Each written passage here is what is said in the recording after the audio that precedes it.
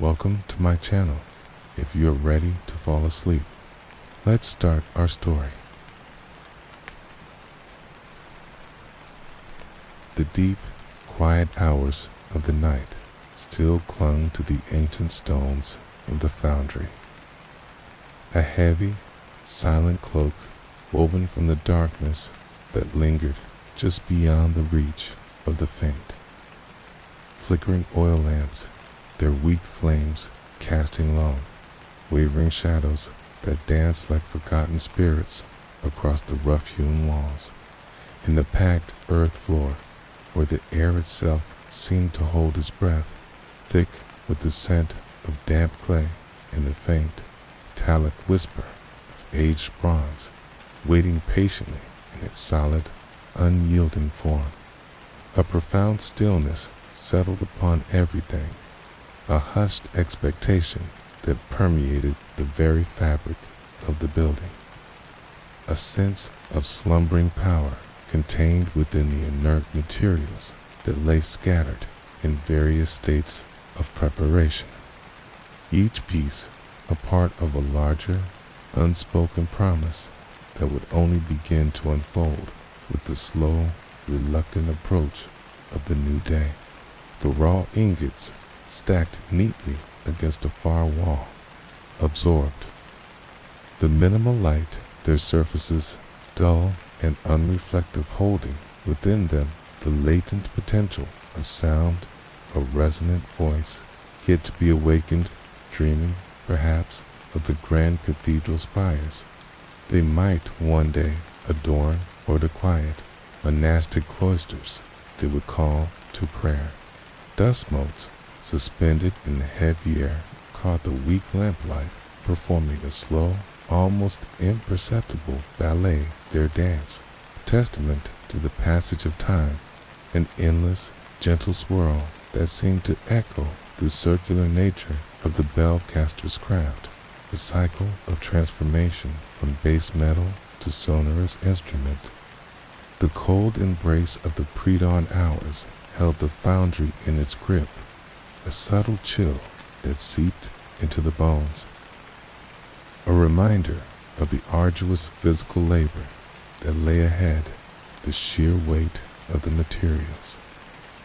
the intense heat of the coming fires, the meticulous patience required for every single step of the process. Even the tools, laid out in orderly rows on a worn wooden bench, seemed to rest in a state of quiet contemplation, their polished surfaces reflecting the dim light like distant stars, their forms hinting at the precise movements in the practiced hands that would soon wield them, shaping and coaxing the raw elements into their intended forms. Each hammer, chisel, and measuring stick an extension of the caster's will. The silence was not an empty void, but a living presence, a deep, resonant hush that enveloped the space, absorbing any stray sound, transforming it into a mere ripple on an otherwise perfectly calm pool, a soft, almost imperceptible hum that resonated with the collective memory of countless bells cast within these very walls, their voices now scattered across the landscape, echoing through valleys and across vast open fields. The very stones of the foundry seemed to breathe slowly in the darkness, imbued with the history of centuries of labor, of whispered prayers and silent hopes, of the triumphs and failures that had unfolded beneath their ancient gaze, each rough surface. A silent witness to the relentless dedication required to bring a bell to life. The faint scent of wood smoke from a distant banked fire hinted at warmth soon to come, a gentle promise of the rising temperatures that would gradually transform this cold, still space into a roaring crucible of creation, a place where earth and fire and metal would converge in a magnificent, if arduous, act of artistry. The weight of the world felt heavy in this quiet hour. Yet it was a comforting weight, a tangible presence that grounded the caster, reminding him of his place within the long lineage of his craft, a keeper of ancient knowledge, a shaper of sound, a silent guardian of the resonant voice that would soon emerge from the heart of the flame. The very air seemed to hum with anticipation, a low, almost inaudible vibration that promised the awakening of the dormant metal, the forging of a new voice to sing across the land, a voice that would mark the passage of time, call people to prayer, or mourn the passing of a soul. All from the deep, patient heart of the bronze that waited for dawn. The vast, intricate mold, a monumental hollow form constructed meticulously from layers of clay and loams, stood at the very heart of the foundry, a silent, posing sentinel, absorbing the faint, diffuse light that filtered through the high, grimy windows. Its surfaces, rough and uneven, testament to the countless hours of patient labor that had gone into its slow, deliberate creation. This colossal earthen vessel, a reverse image of the bell yet to be born, seemed to breathe with a faint, almost imperceptible exhalation of fine, dry dust, a constant powdery mist that clung to the air coating. Everything with a delicate pale veil, softening the sharp edges of tools and dulling the gleam of distant surfaces. Each hand-pressed layer of clay, patiently smoothed and shaped, held within its dried form the silent promise of a future sound, an echo of the human touch that brought it into being, the imprints of fingers and palms, still subtly visible on its vast, curving expanse, a testament to the intimate connection between the craftsman and his creation. The very act of moving through the foundry stirred this ancient dust, sending tiny clouds spiraling upwards, cueing the weak light and dancing in slow, ethereal patterns before gently settling back down. Continuous, almost ritualistic cycle of suspension and descent. A gentle reminder of the ephemeral nature of all things, even those built to last for centuries. The earthy scent of the dried clay mingled with the faint, sweet perfume of horse dung and the acrid tang of gypsum, created a unique atmospheric blend that spoke of both the raw materials of the earth and the transformative power of human ingenuity, a primal fragrance that had permeated these workshops for generations, linking the present caster to the long line of artisans who had worked these very same materials. The colossal mold, a hollow, negative space, held within its curving embrace the precise, intricate details of the bell's future form, the delicate ornamentation, the faint inscriptions, the subtle flaring of the lip, all meticulously carved into the inner surface. A silent language waiting to be filled with the molten voice of bronze. To the casual observer, it might have appeared to be merely a shapeless mound of earth, but to the caster, it was a living, breathing entity, a vessel of potential, a sacred space where the ethereal form of sound would be given, tangible shape where the abstract would become concrete. The drying process, slow and deliberate, stretched over weeks, sometimes months, a testament to the patience required, each layer needing to set and harden before the next could be applied, a continuous process of building up and refining, of shaping and smoothing until the colossal form stood ready to receive its fiery heart. The subtle shifts in the air currents caused by the opening of a distant door or the gentle movement of a nearby person would send faint shivers through the accumulated dust, causing it to ripple and undulate, almost as if the mold itself were exhaling a slow, quiet sigh, a deep breath taken before the arduous ordeal of the pour. The very pores of the clay seemed to absorb the silence, holding it within their minute crevices, preparing to echo it back in a magnificent, amplified form once the bronze had cooled and the mold was broken away, releasing the bell's resonant voice into the open air. This silent, dust-breathing presence dominated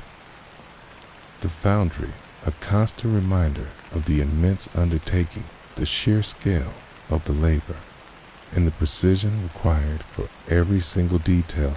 a monumental earthen womb, patiently awaiting the fiery birth of the bell. Its rough, ancient surface, textured by generations of hands, seemed to whisper tales of past successes and forgotten failures, each imperfection a subtle scar, a testament to the unforgiving nature of the craft, where even the slightest flaw could doom the entire endeavor making. The mold, not merely a container, but a silent, watchful guardian of the bell's destiny.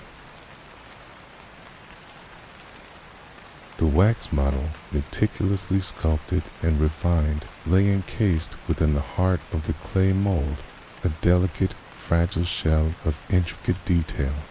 its surface smooth and unblemished, holding within its temporary form the precise contours of the bell, yet to be cast every curve and every qualm,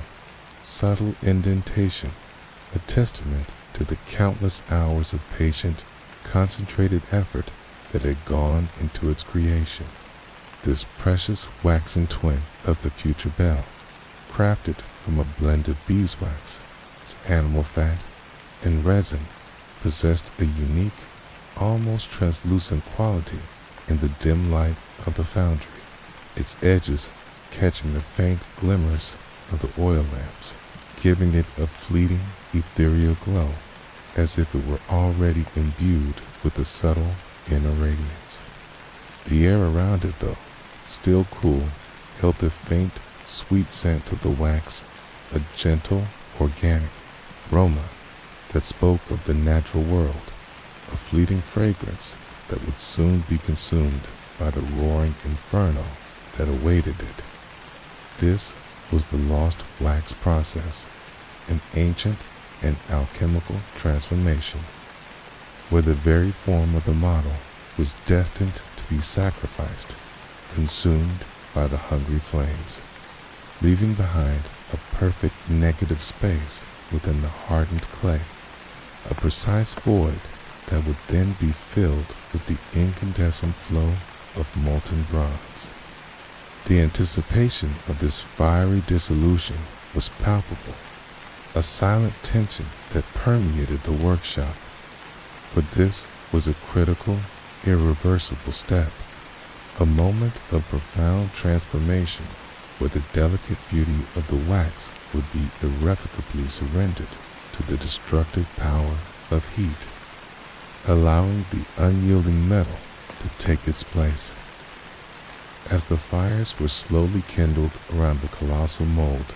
a gentle warmth began to permeate the surrounding air, gradually softening the rigidity of the wax, causing its surface to take on a faint sheen, a subtle prelude to its inevitable melting. Then, as the heat intensified, a slow, almost imperceptible transformation began to occur. Tiny beads of moisture condensation from the inner layers of the mold would begin to form on the waxen surface, glistening like microscopic tears reflecting the orange glow of the rising flames. Gradually, These beads would coalesce, forming delicate rivulets that traced winding paths down the curving sides of the model. A silent, almost sorrowful weeping as the wax began its slow surrender. The faint, sweet scent of the melting wax would intensify, becoming richer, more pervasive, mingling with the earthy aroma of the heated clay. A complex, almost intoxicating perfume that filled the enclosed space, speaking of both decay and creation, of an ending that was also a beginning. As the temperature continued to climb, the wax would transition from a solid form to a viscous liquid, flowing slowly, deliberately through the meticulously designed channels within the mold, draining away into a prepared basin below, its golden, molten streams disappearing into the darkness, leaving behind only the perfect, hollow impression of its former self. This quiet, persistent drip, like a slow, rhythmic heartbeat, filled the foundry with a gentle, almost meditative sound, a constant, soft whisper of transformation, the wax quite literally crying as it was consumed by the fire. A poignant, almost mournful process, yet one absolutely essential for the birth of the bell. The air would grow heavy with the rising heat and the evaporating wax. A subtle haze, obscuring the distant corners of the workshop, blurring the lines between light and shadow, creating a dreamlike, otherworldly atmosphere where the boundaries of reality seemed to soften, and the ancient art of the bellcaster unfolded in a timeless, almost ritualistic dance with the elements of earth and fire. A profound, almost suffocating silence descended upon the foundry, a hush so deep and pervasive that it seemed to absorb all other sounds, pressing in from every direction, creating an oppressive quietude that was heavier and more potent than any noise. A palpable presence that filled every corner of the vast, cavernous space, holding everyone within its tight, unyielding embrace. This was the moment of ultimate tension, the silent crucible before the molten bronze would be released.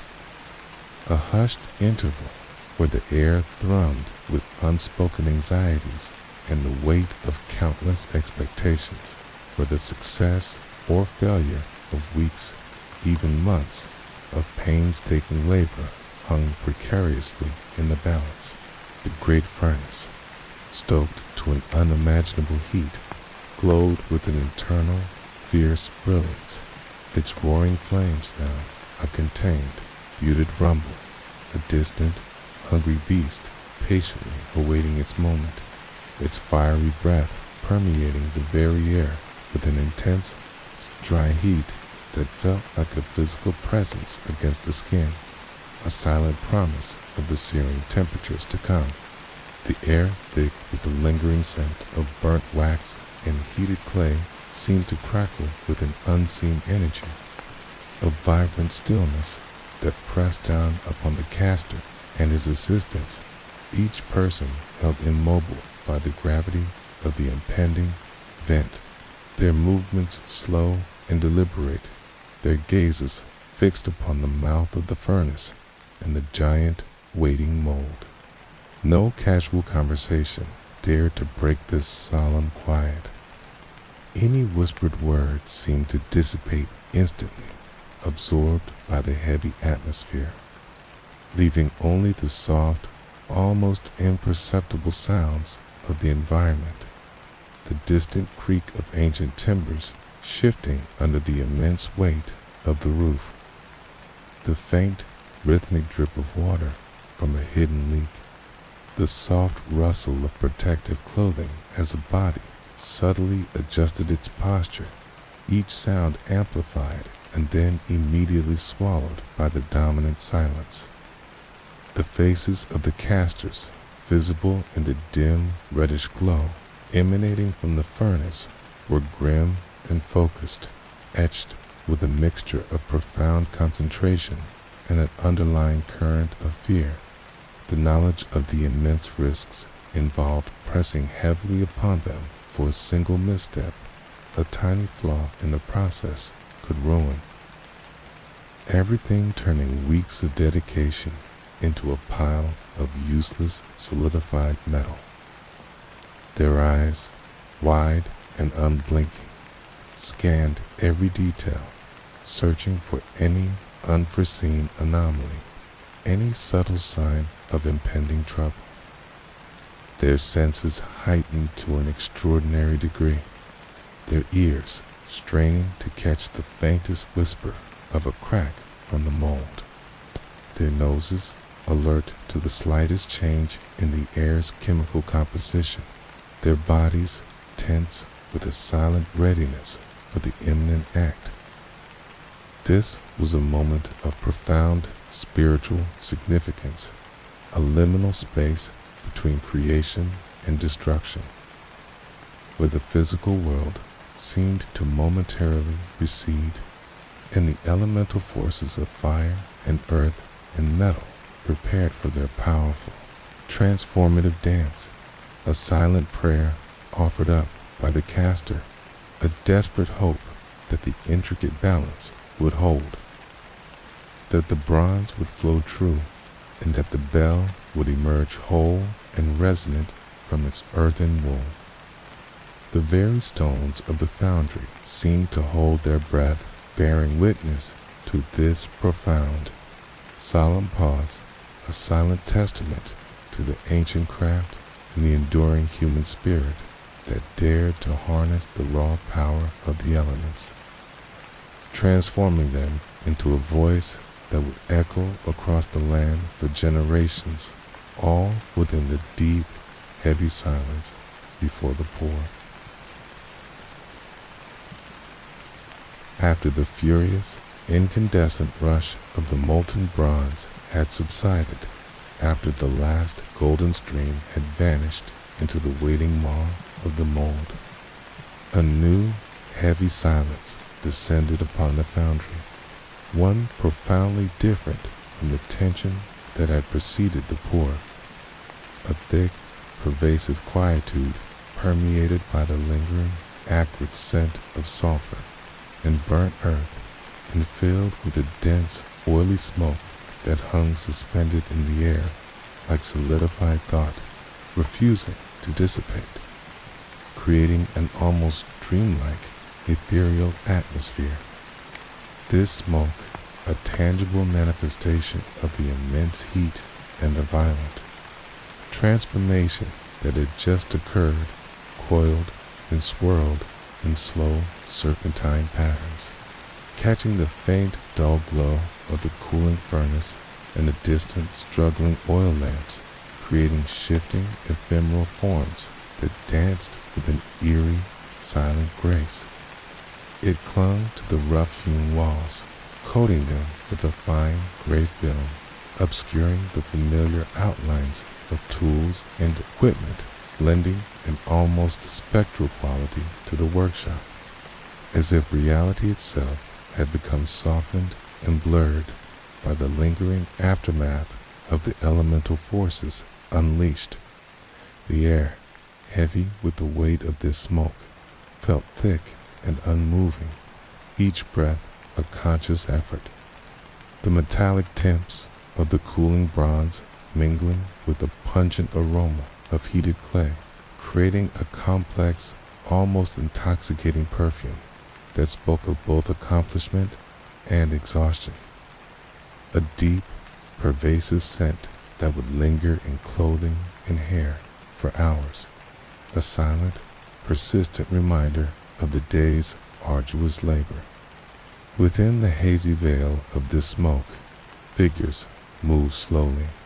deliberately, their forms appearing indistinct and ghost-like, their movements hushed and almost reverent, as if they feared disturbing the profound stillness that had settled upon the cooling mold, now a silent, steaming presence at the heart of the foundry, radiating a diminishing but still intense heat. The lingering warmth from the enormous mass of cooling metal created subtle thermal currents within the smoke-filled air, causing it to gently undulate and shimmer, creating a mesmerizing, almost hypnotic effect, as if the very atmosphere of the foundry were breathing a slow, deep sigh of relief after the intense ordeal of the pour. This wasn't merely the byproduct of a process, it was an integral part of the lingering ambience of visible representation of the invisible energies that had just been harnessed, a silent witness to the profound alchemy that had transformed base elements into something of profound spiritual and practical significance. The smoke seemed to absorb sound, muffling any distant noise, creating an insulating layer that further enhanced a sense of profound, almost sacred quietude, allowing the mind to drift to contemplate the immense power that had just been controlled, the delicate balance between chaos and order that defined the caster-s art. It was a time for reflection, a period of quiet waiting, as the newly cast bell slowly, imperceptibly solidified within its earthen shell, a silent gestation within the womb of the mold, shielded by the protective, lingering embrace of the smoke that hung like thought, a visible manifestation of the profound and arduous journey from raw material to resonant voice. Even as the molten bronze cooled within the silent embrace of its earthen mold, a pervasive, chilling anxiety often settled upon the bell caster, a subtle, knowing fear that permeated the quiet hours of rest, manifesting itself in the deepest recesses of the mind, often emerging in the hazy, uncertain landscapes of dreams as a phantom crack, a whisper of a flaw, a catastrophic fissure appearing across the surface of the as yet unseen bell. The nights following a significant pour were rarely peaceful. Sleep, when it came, was often shallow and disturbed, haunted by the immense pressure of the undertaking, the knowledge that even the slightest imperfection in the metal's cooling process, an unseen stress, a microscopic air bubble, or an uneven contraction could spell utter disaster, rendering weeks or months of meticulous effort entirely worthless. In these restless, fleeting moments between wakefulness and slumber, the caster-s mind, still buzzing with the immense heat and the precise movements of the day, would conjure vivid, often terrifying images. The magnificent form of the bell finally revealed, but marred by a jagged, irreparable crack that snaked its way across the otherwise flawless surface, a silent scream of imperfection. The dream bell in its ethereal form would appear perfect at first, its curves smoothed its inscriptions, clear, promising a rich, resonant tone. But then, as if by some invisible hand, a hairline fracture would begin to appear, slowly, inexorably widening a spider web of destruction, spreading across its surface, accompanied by a dreadful, imagined sound, the clear, joyous peal of a successful casting, but a dull, hollow thud, a discordant clang, or worse, a complete, echoing silence, the sound of a voice tragically stifled before it could even utter a single note. The chilling realization in these dreams was not just of the material loss, the wasted bronze, the ruined mold, but of the profound failure of craft, the crushing weight of having poured one as skill, one as hopes, one as very essence into a creation that then betrayed the trust placed in it, a testament to the unforgiving nature of the elements and the precision demanded by the ancient. The fear was a cold, tangible presence, a silent companion in the solitude of the night, knowing that until the mold was carefully broken away, until the bronze bell stood revealed in the harsh light of day, its true fate remained uncertain, its mystery hidden beneath layers of hardened earth and ceramic, leaving the caster to wrestle with the spectral image of the cracked bell, a haunting echo of potential failure that resonated through the quiet hours of his uneasy sleep. Even the faint, distant sounds of the night, the rustle of wind through the eaves, the drip of water from a broken gutter, would morph into imaginary sounds of distress from the cooling. Metal, a subtle groan, a faint snap,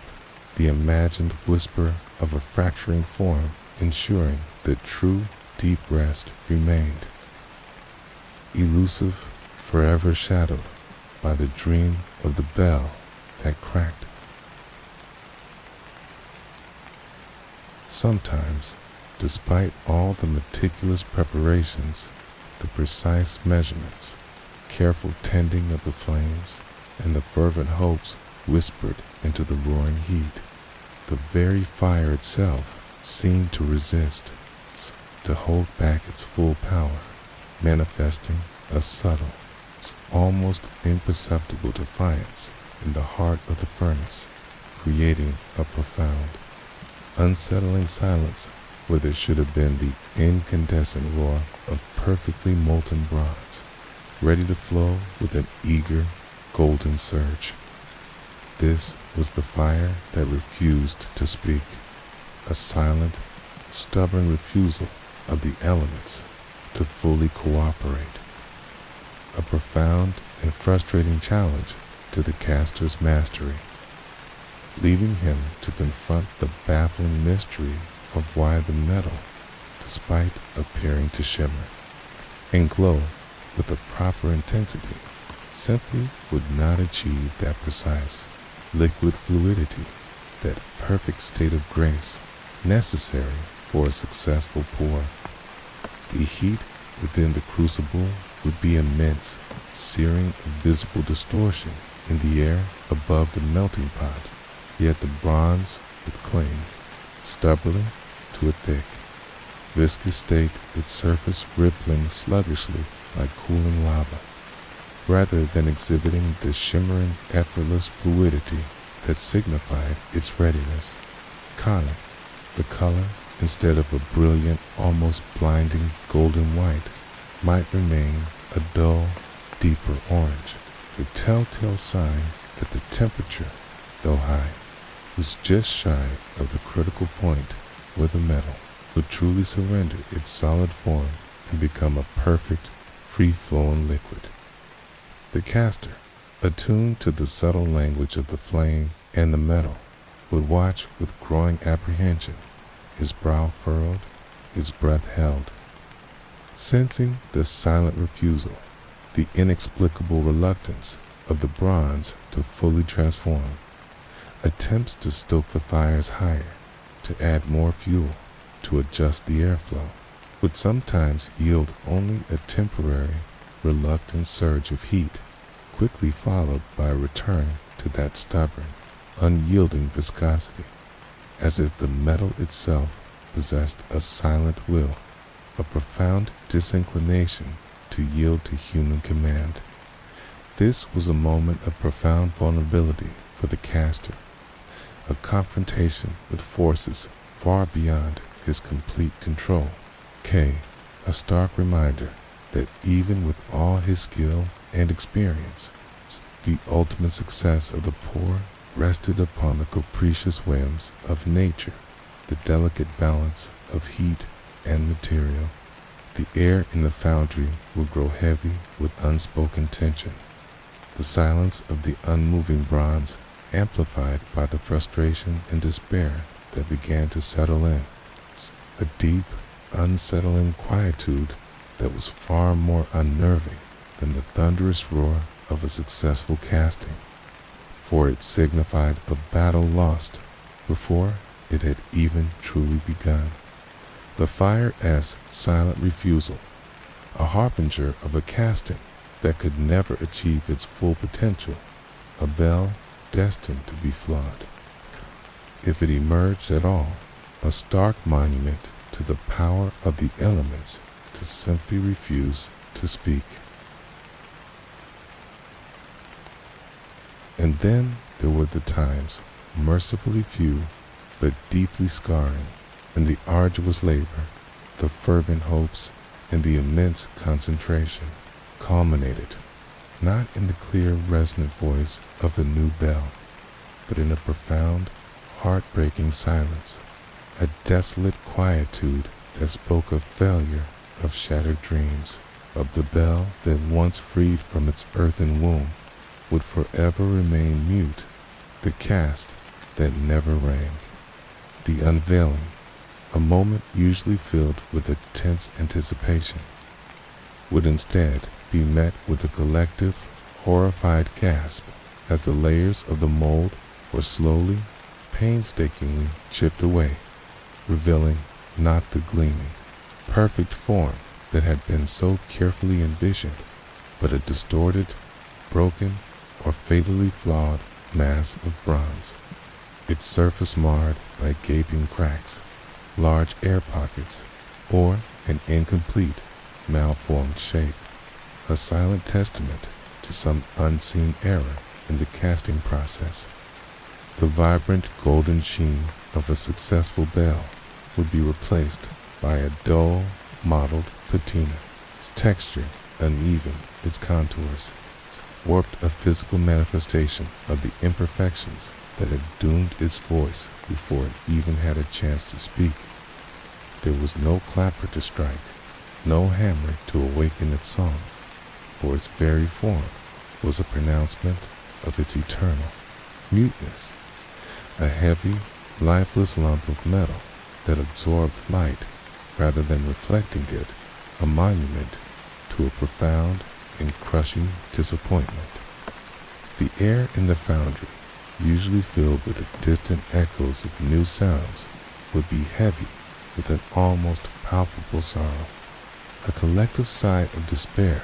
that hung in the oppressive stillness, each person present sharing in the caster's profound sense of loss. The scent of cooled bronze, usually so rich and satisfying,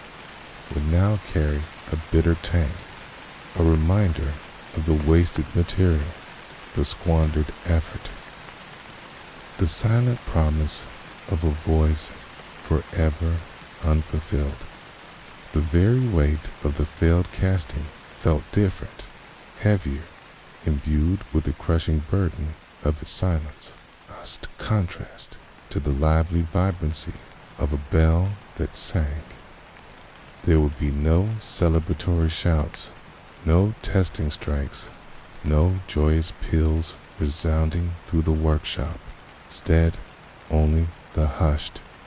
almost funereal sounds of clearing away the debris, of carefully moving the inert, useless mass of metal, a silent, solemn procession. This was the ultimate nightmare of the bell caster,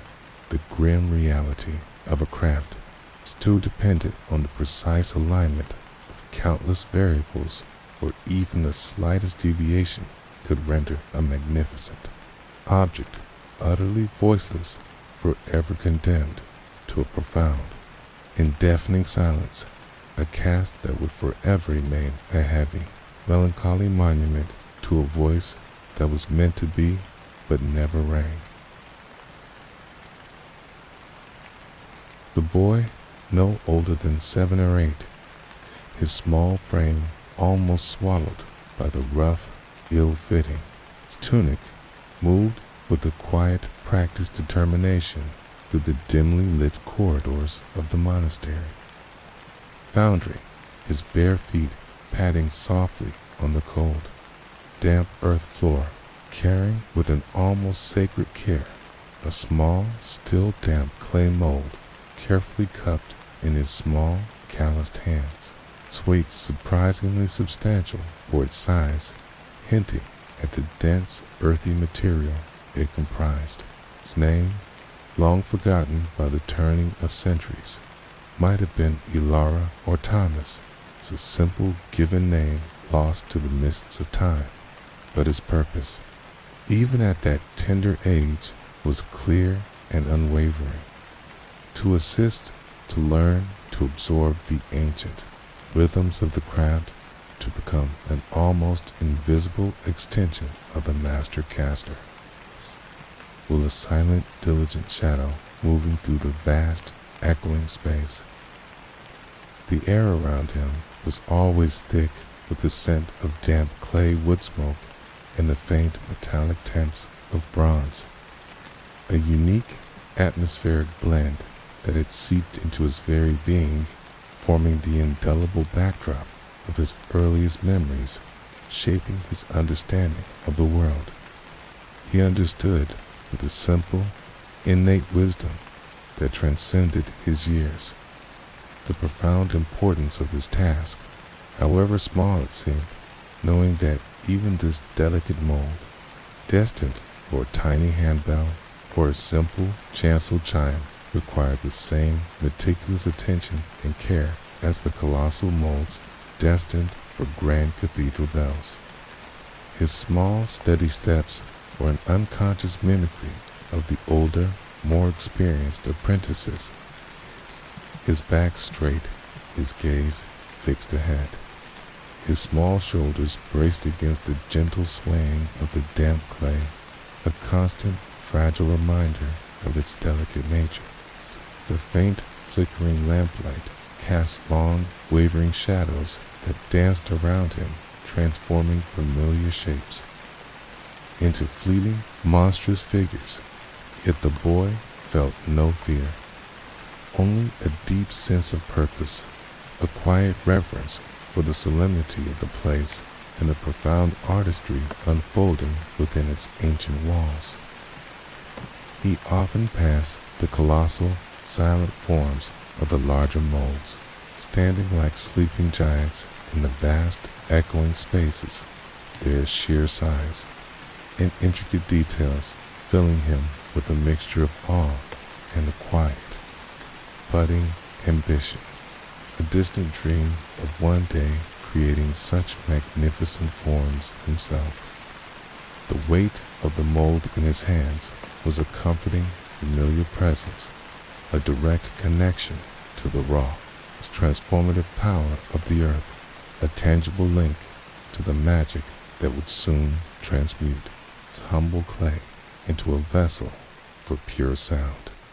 He moved through the foundry as if through a dream, a silent, almost ethereal presence, his mind already attuned to the subtle language of the materials, the faint whispers of the clay drying, the distant rumble of the furnace being stoked, the rhythmic tap of a distant hammer, each sounded note in the slow, immersive symphony of the bellcaster, S-world forever shaping the boy who quietly carried the mold. He grew into an apprentice of remarkable quietude, a young man who moved through the bustling, often raucous environment of the foundry with an almost preternatural stillness, his presence so subtle and unobtrusive that he seemed to melt into the shadows, observing every precise movement, every nuanced gesture, every whisper of the master caster's instruction with an intense, unblinking focus, yet uttering scarcely a word himself, earning him the unspoken moniker of the apprentice who never spoke. His voice, when it was heard at all, was a soft, almost imperceptible murmur, a quiet suggestion, a deferential acknowledgement, never an outburst or an argument, as if he understood, with a wisdom beyond his years, that the true language of the foundry was not spoken words, but the silent, rhythmic dance of hammer on metal, the hiss of cooling bronze, the crackle of fire, and the gentle sigh of drying clay. His hands, though still young, were already strong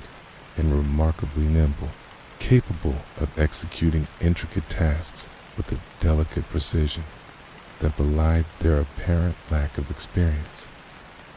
mirroring the movements of his master with an uncanny accuracy, as if his very muscles had absorbed the complex patterns of the craft through sheer, prolonged observation. He learned by watching, by internalizing, by allowing the rhythmic processes of the foundry to seep into his very bones, becoming a living embodiment of the ancient knowledge passed down through generations. Each silent observation a profound lesson, each unasked question a deepened understanding, while other apprentices engaged in boisterous chatter or playful roughhousing. He would stand quietly to the side, his gaze fixed upon the master's every action, his mind silently dissecting the intricate steps of mold making, the precise art of wax sculpting, the delicate balance of fire tending, absorbing every minute detail, committing it to a memory that seemed boundless. The other apprentices might sometimes mock his quiet nature, mistaking his silence for dullness or disinterest, but the master caster, a man of profound wisdom and discerning eye, recognized the depth of his apprentice's dedication, the keenness of his observation, the nascent genius that lay hidden beneath his uncommunicative exterior, knowing that true mastery often arose not from the clamor of words, but from the profound stillness of an attentive mind. He learned the subtle language of the bronze itself, come to understanding its changing hues within the crucible, the almost imperceptible shifts in its viscosity, the faint internal whispers it emitted as it approached its molten state, all through silent observation, a deep, intuitive knowing that bypassed the need for verbal instruction. He was a silent conduit for the ancient knowledge, a vessel quietly filling with the accumulated wisdom of his predecessors, destined to become a master whose creations would speak volumes, while he himself, the apprentice, who never spoke, remained a profound, enigmatic presence at the heart of the foundry. The air hung heavy and still, thick with the damp chill of a moonless night. Profound, desolate silence pressed in on the young master, who had spent countless hours, days, and weeks meticulously preparing for this, his first truly monumental casting. A bell intended for a newly consecrated abbey, work of such scale and complexity that it demanded every ounce of his burgeoning skill. Yet, as the last vestiges of the colossal mold were carefully chipped away, a new, horrifying silence replaced the anxious tension. For the bell, finally revealed, stood before him, visually perfect in its magnificent form, its surface gleaming with the dull, satisfying luster of newly cooled bronze. Yet, when he extended his hand, his heart pounding with a mixture of dread and a desperate, clinging hope, and gently tapped its vast, curving side with a small, specialized hammer, there was no clear, vibrant note, no resonant peal that soared through the echoing space, but instead only a faint, dead thud, a dull, flat, hollow sound that seemed to absorb all light and hope, a sound that spoke not of vibrant life, but of profound emptiness, the chilling whisper of a bell that would never truly sing. The sound, or rather the lack of it, resonated in the deep chambers of his mind more profoundly than any ringing could have, echoing with the stark finality of failure, a hollow affirmation of something fundamentally, irrevocably wrong within the heart of the bronze. It was not a crack he saw, not a visible imperfection. It might have offered a tangible explanation, a physical flaw to be analyzed and understood, but an invisible malady, an internal void, perhaps an uneven cooling, a hidden porosity, a subtle molecular flaw that rendered the bell utterly deaf to its own potential, a magnificent, mute monument to a silent catastrophe. The air in the vast foundry, usually alive with the hum of work or the distant clang of metal, seemed to suck in every stray breath, every whispered lament, amplifying the crushing weight of the hollow sound, transforming it into a deafening roar within his own ears.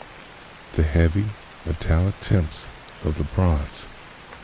usually a comforting scent of successful creation, now carried a bitter, almost acrid note, a reminder of the immense resources and even greater hopes that had been poured into this voiceless creation. He touched the vast, cold surface of the bell,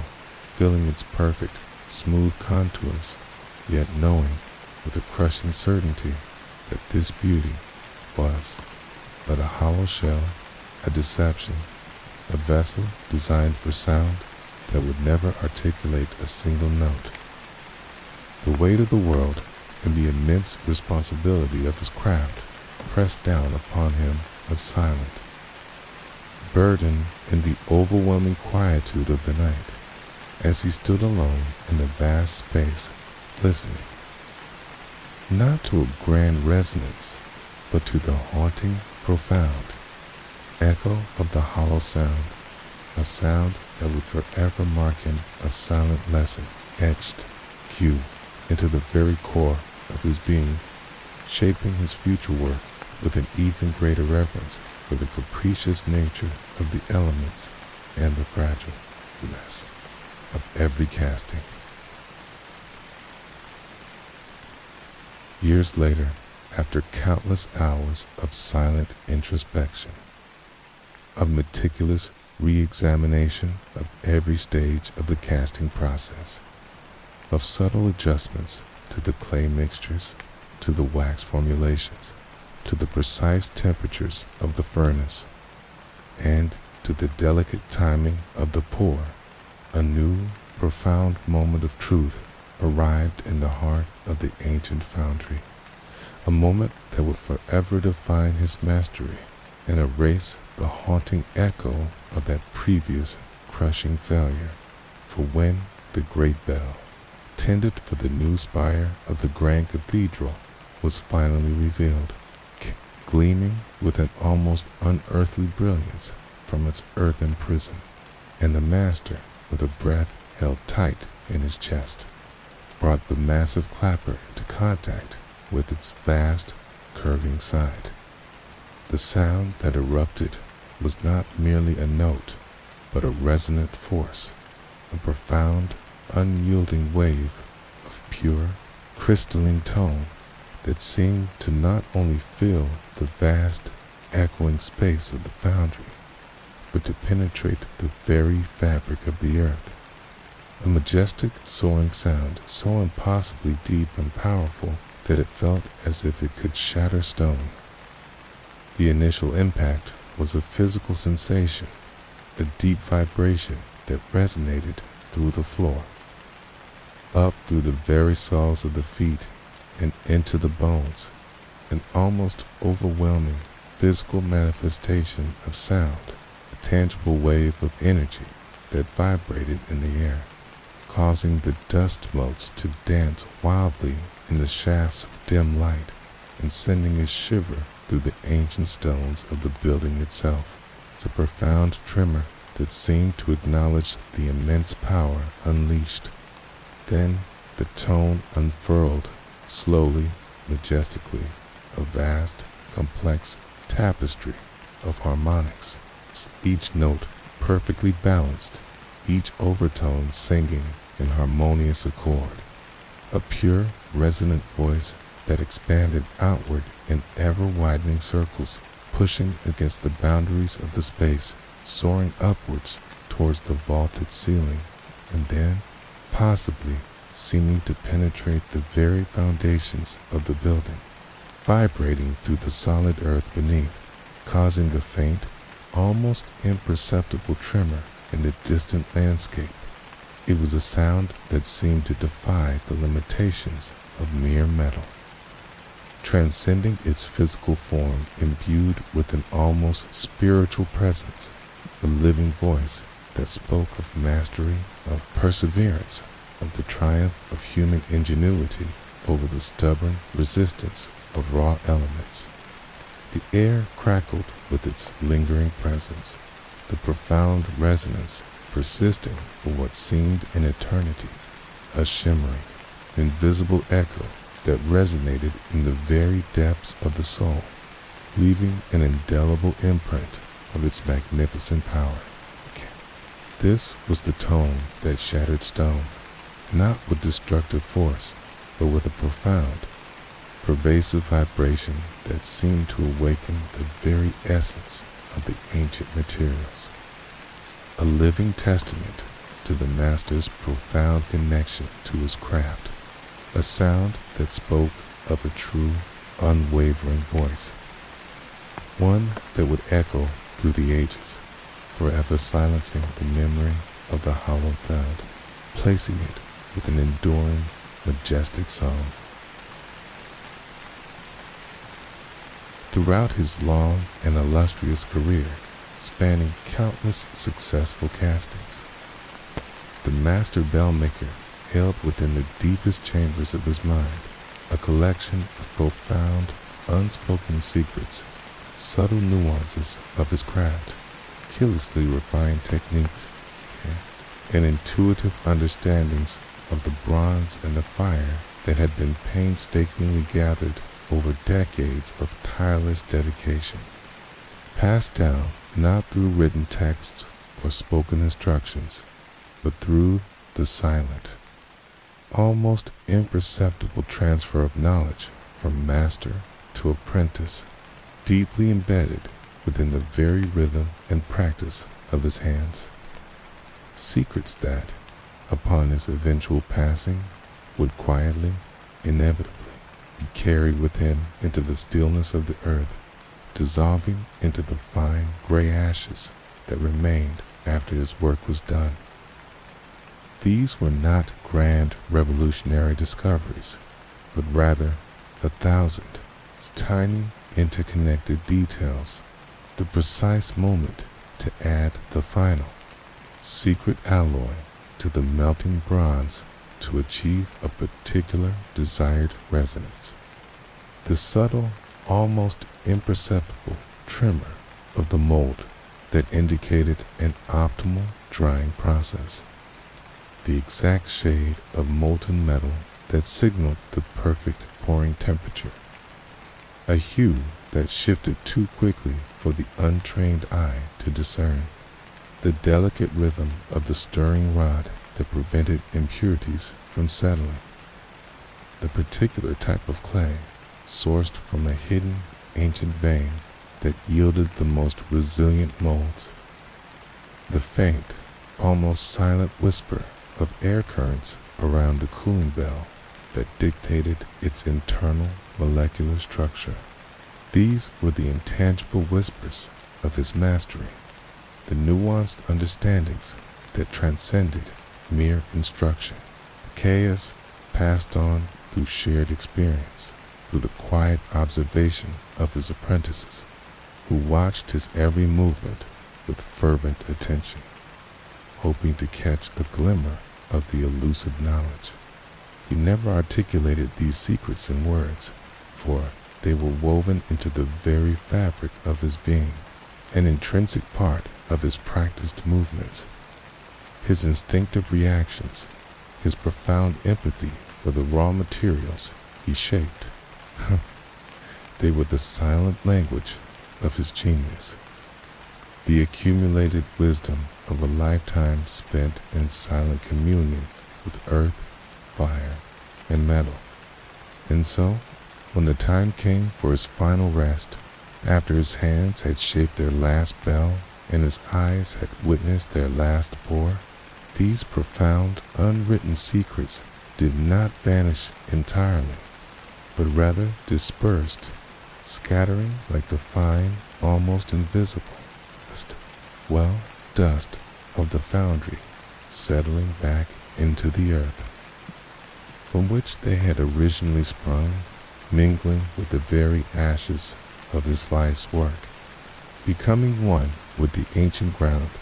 a profound, silent legacy that enriched the very soil of the place where he had labored for so long, a timeless, unwritten testament to the master as artistry,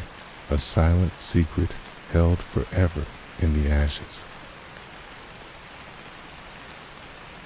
There existed, whispered in hushed tones among the oldest of the bell casters, a profound and unsettling legend of a bell cast with immense skill and imbued with a resonance so extraordinary that its very existence seemed to defy the natural order, a bell that was never allowed to sing from a lofty tower, never permitted to call to prayer or mark the passage of time, but was instead, for reasons shrouded in the deepest mystery, deliberately, secretly, and reverently buried deep within the earth, beneath the very foundations of the ancient foundry itself, entombed in a silence more profound and absolute than any it could have ever endured in the open air, a bell that was buried. The exact circumstances of its casting were lost to the mists of centuries, hinted at only in fragmented oral traditions. Some spoke of a prophecy, a warning of calamity, if its unique tone were ever allowed to echo across the land. Others whispered of a rival, jealous power that sought to silence its potential voice forever. Still others believed it was a bell so sacred, so profoundly resonant, that its sound was deemed too potent, too dangerous for mortal ears, intended only for the silent communion of earth and spirit. The casting itself was said to have been an act of unparalleled precision and spiritual intensity, a flawless pour that yielded a bell of magnificent proportions and a surface that shimmered with an almost ethereal glow, its form perfect, its potential for sound immeasurable. Yet, upon its cooling, instead of being hoisted upwards towards the sky, it was weighed with great solemnity and in the deepest secrecy, lowered not into a waiting pit for further finishing, but into a meticulously prepared chamber deep within the earth, a dark, silent vault beneath the very floor where it had been born, its placement shrouded from all but a select few whose lips were forever sealed by an unspoken vow. Layers of earth were carefully, silently replaced, stone upon stone laid over its resting place, until no trace of its existence remained visible, only the weight of the ground above it, an eternal blanket of silence pressing down upon its magnificent mute form. It was a bell designed to sing, yet condemned to an eternal subterranean quietude, its potential for resonance forever stifled, its magnificent voice absorbed by the unyielding earth, a silent, weighty presence beneath the very feet of generations of casters who unknowingly labored above its hidden grave. This was the bell that was buried, its true purpose and the reason for its internment, forever lost to time, a profound, enigmatic mystery lingering beneath the ancient stones, silent, enduring testament to a power so great it had to be forever silenced. High above the rolling hills, where the wind whispered through ancient, gnarled trees, and the clouds drifted lazily across an endless sky, stood a solitary, imposing tower, its weathered stone reaching upwards like a skeletal finger pointing towards the heavens. Yet it was a tower utterly devoid of any identifying mark. No coat of arms etched into its facade, no celebratory plaque affixed to its base, no inscription telling of its patron or purpose. An anonymous, silent sentinel, a tower without a name, and beneath its crumbling, empty belfry, a profound, unsettling absence resonated, for it was a tower built for a bell that was never installed, a space designed for sound that would forever remain silent. The reason for its anonymity and its profound lack was a mystery that had long since faded into local folklore, whispered in hushed tones by the oldest villagers. Some spoke of a sudden,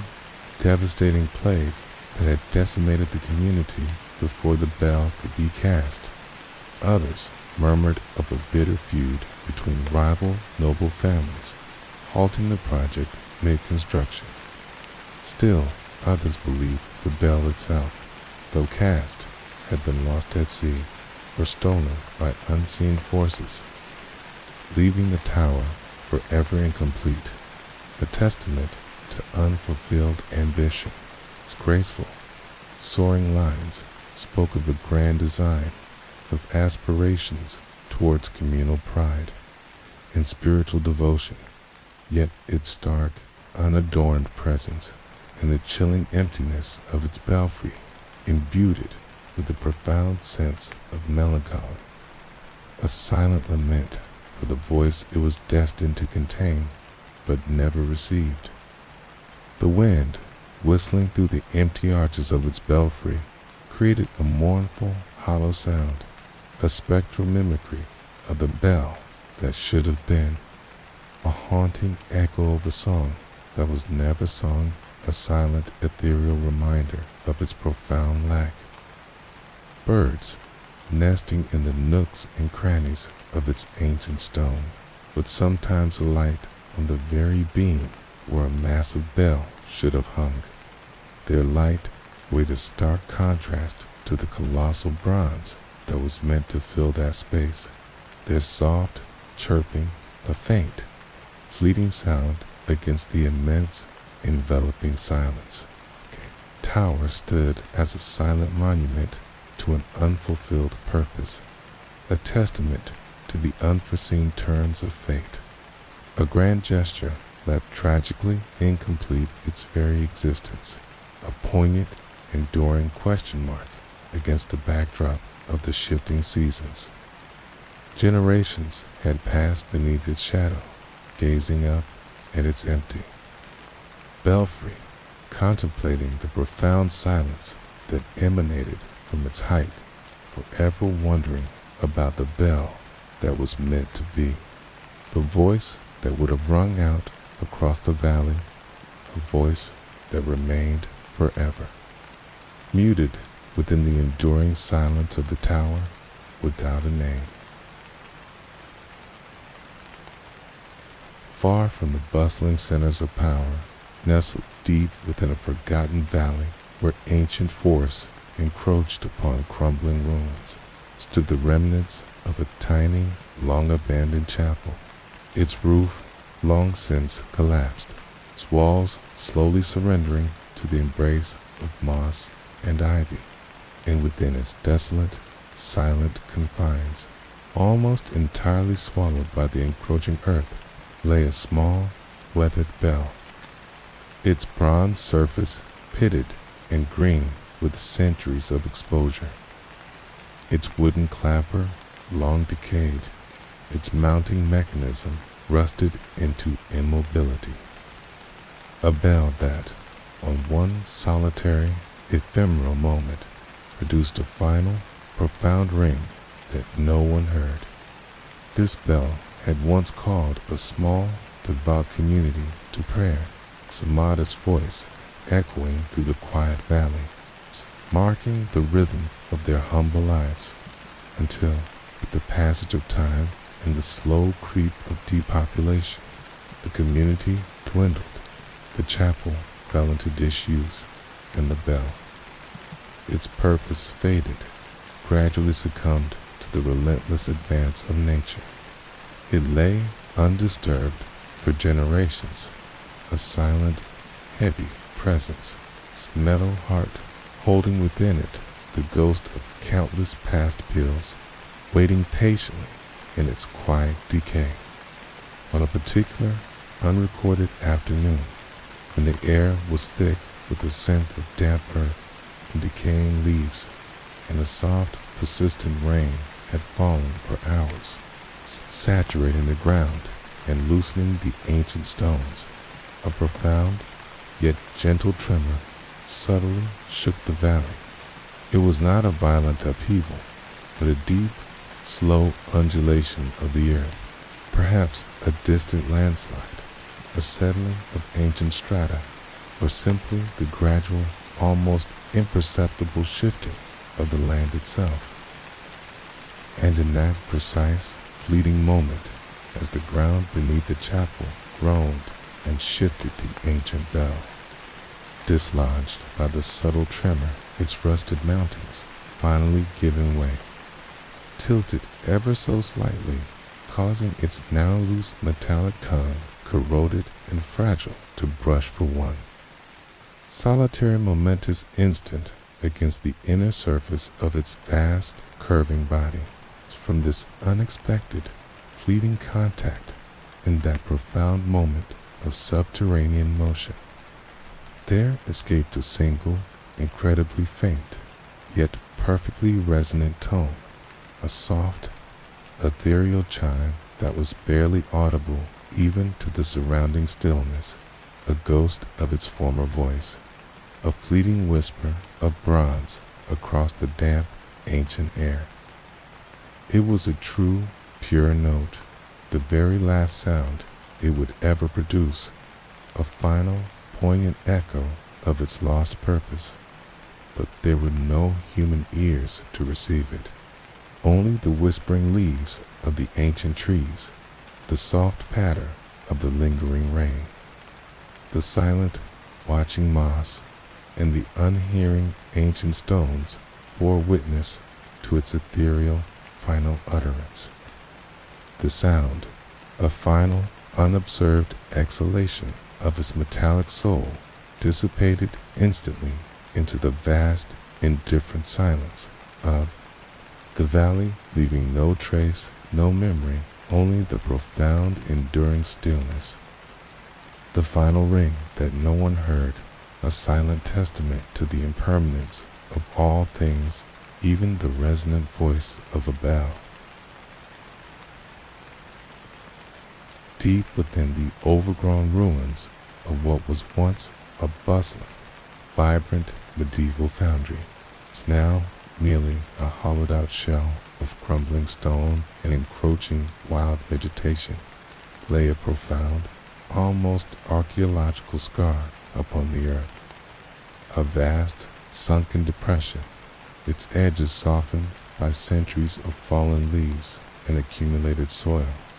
A silent, gaping maw, known only to the occasional wandering shepherd or the more adventurous children from a distant village as the pit of broken metal, This was the final resting place for all the casting failures, the cracked bells, the misformed lumps of bronze, the shattered remnants of molds that had succumbed to the immense heat, a graveyard of lost hopes and thwarted ambitions, a silent testament to the unforgiving nature of the bell caster's craft, the pit its steps shrouded in perpetual shadow. Even on the brightest days was a chaotic mosaic of oxidized bronze fragments, their surfaces pitted and scarred, stained with the green patina of ages, intermingled with chunks of hardened clay charcoal dust and the skeletal remains of ancient timber supports that had long since rotted and collapsed. Each piece of discarded metal twisted and contorted into grotesque, unbell-like shapes, held within its mute form the echo of a silent catastrophe, a failed attempt to capture a resonant voice, a tangible reminder of the immense effort that had gone into its futile creation. The air above the pit often carried a faint metallic tang, a ghost of the past, mingling with the earthy scent of damp soil and the sweet perfume of wild herbs. A unique atmospheric blend that spoke of decay and the slow reclamation of nature. Rainwater collected in its lowest depressions, forming dark, still pools that reflected the gray sky above. Their surfaces often disturbed by the faint, rippling patterns of unseen creatures. Tiny life forms thriving in this forgotten repository of human endeavor. The sheer weight of the broken metal, amassed over centuries, had compressed the earth beneath, creating an almost unyielding floor, a dense, silent testament to the continuous struggle between human will and the stubborn resistance of elemental forces. No sound emanated from its depths, only the profound, heavy quietude of discarded fragments, their potential for sound forever silenced, their purpose never realized. It was a place where light seemed to struggle to penetrate, where the natural world had slowly, patiently absorbed the remnants of human failure, transforming a site of past industry into a tranquil, albeit poignant monument to the impermanence of all things, a silent, heavy repository of the pit of broken metal. During the meticulous excavation of an ancient, long-forgotten monastic foundry, buried beneath centuries of accumulated earth in the silent embrace of time, an extraordinary and deeply moving discovery slowly began to emerge from the damp, clinging clay that still encased a partially preserved bell mold, a faint yet unmistakable inscription subtly pressed into the inner surface of the clay, almost entirely obscured by its earthy embrace, a silent, personal mark, a signature under the clay. This was not a grand public inscription meant for all to see, but a private, almost intimate act of marking, a barely visible testament to the individual hand that had painstakingly crafted the intricate form of the bell within. A singular touch of human connection from centuries past. As the archaeological team, moving with painstaking slowness and an almost reverent care, gently brushed away the layers of soil and ancient ceramic, the faint outlines of the signature began to reveal themselves, not carved into the bronze itself, but impressed into the very clay of the mold, a mark made by the caster's finger or a small, delicate tool before the wax was applied and the bronze poured. It was a small, almost insignificant detail to the casual observer, Yet, to the archaeologist, it was a profound window into the personal lives of the medieval artisans, a silent, powerful link across the vast expanse of time, a fleeting glimpse into the human spirit that toiled in anonymity. The signature was often a simple initial or a small symbolic mark, perhaps a cross, a star, or a stylized cannibal,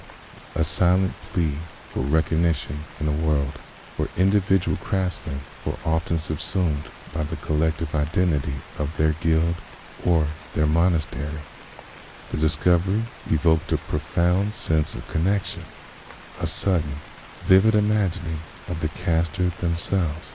their calloused hands pressing the clay, their brow furrowed in concentration, their breath held in the quiet intensity of their work, leaving behind this fleeting, almost invisible testament to their presence. The clay,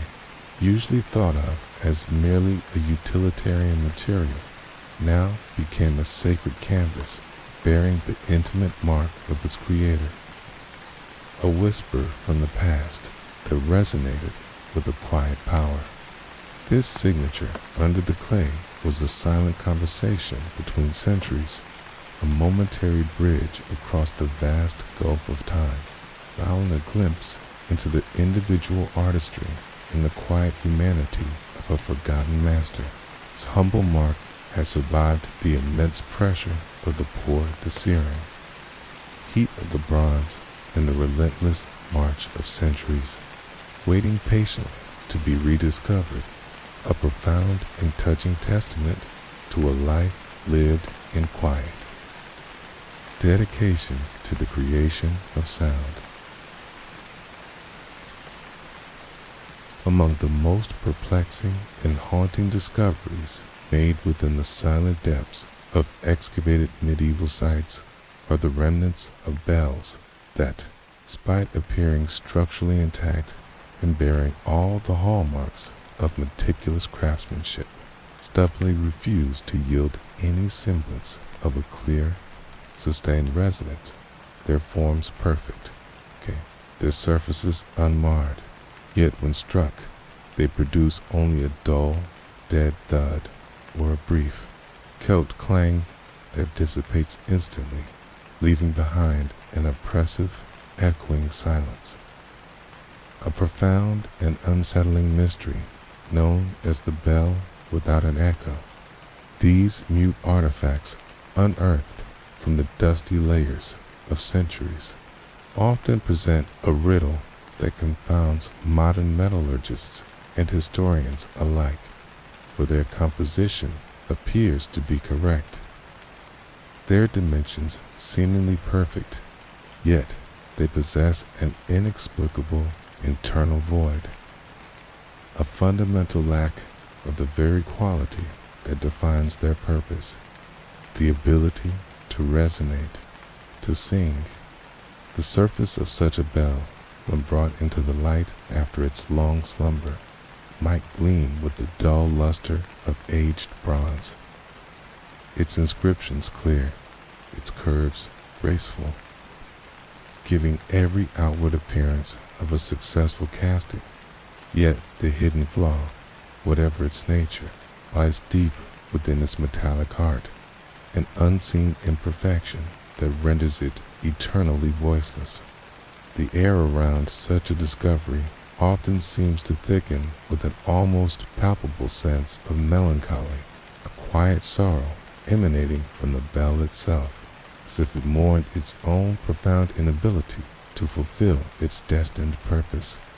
to express the sound it was inherently designed to create. Researchers might carefully tap its surface with various instruments, hoping to coax even the faintest whisper of a tone, but the result is always the same: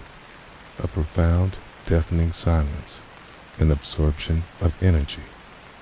Rather than a release, a complete absence of the vibrant, lingering vibration that defines a true bell.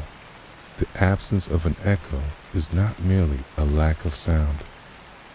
It is a lack of life, a physical manifestation of a profound internal emptiness, a mystery that transcends the tangible world, hinting at subtle, unrecorded errors in the casting process, or perhaps even a deliberate, forgotten act of silencing for reasons long lost to time. This silent, beautiful,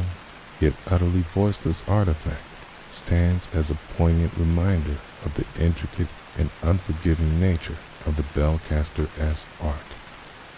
a testament to the fact that even with apparent perfection, something profound and essential can remain tragically absent, leaving behind only the haunting presence of the bell without an echo. In the ancient silent workshops where medieval bellcasters once toiled, a particularly frustrating and often devastating challenge arose from the very earth beneath. Their feet, a subtle yet profound rebellion of the most fundamental material, the sand that refused to shape. This was the granular medium carefully mixed with clay and water that formed the outer layers of the bell mold, providing crucial support and structural integrity during the immense pressures of the pour, yet sometimes, for reasons unfathomable to the casters of the time, the sand, despite all efforts, would simply not compact, properly refusing to hold the delicate, precise contours of the wax model, leading to catastrophic collapse or fatal distortion during the casting. The master caster,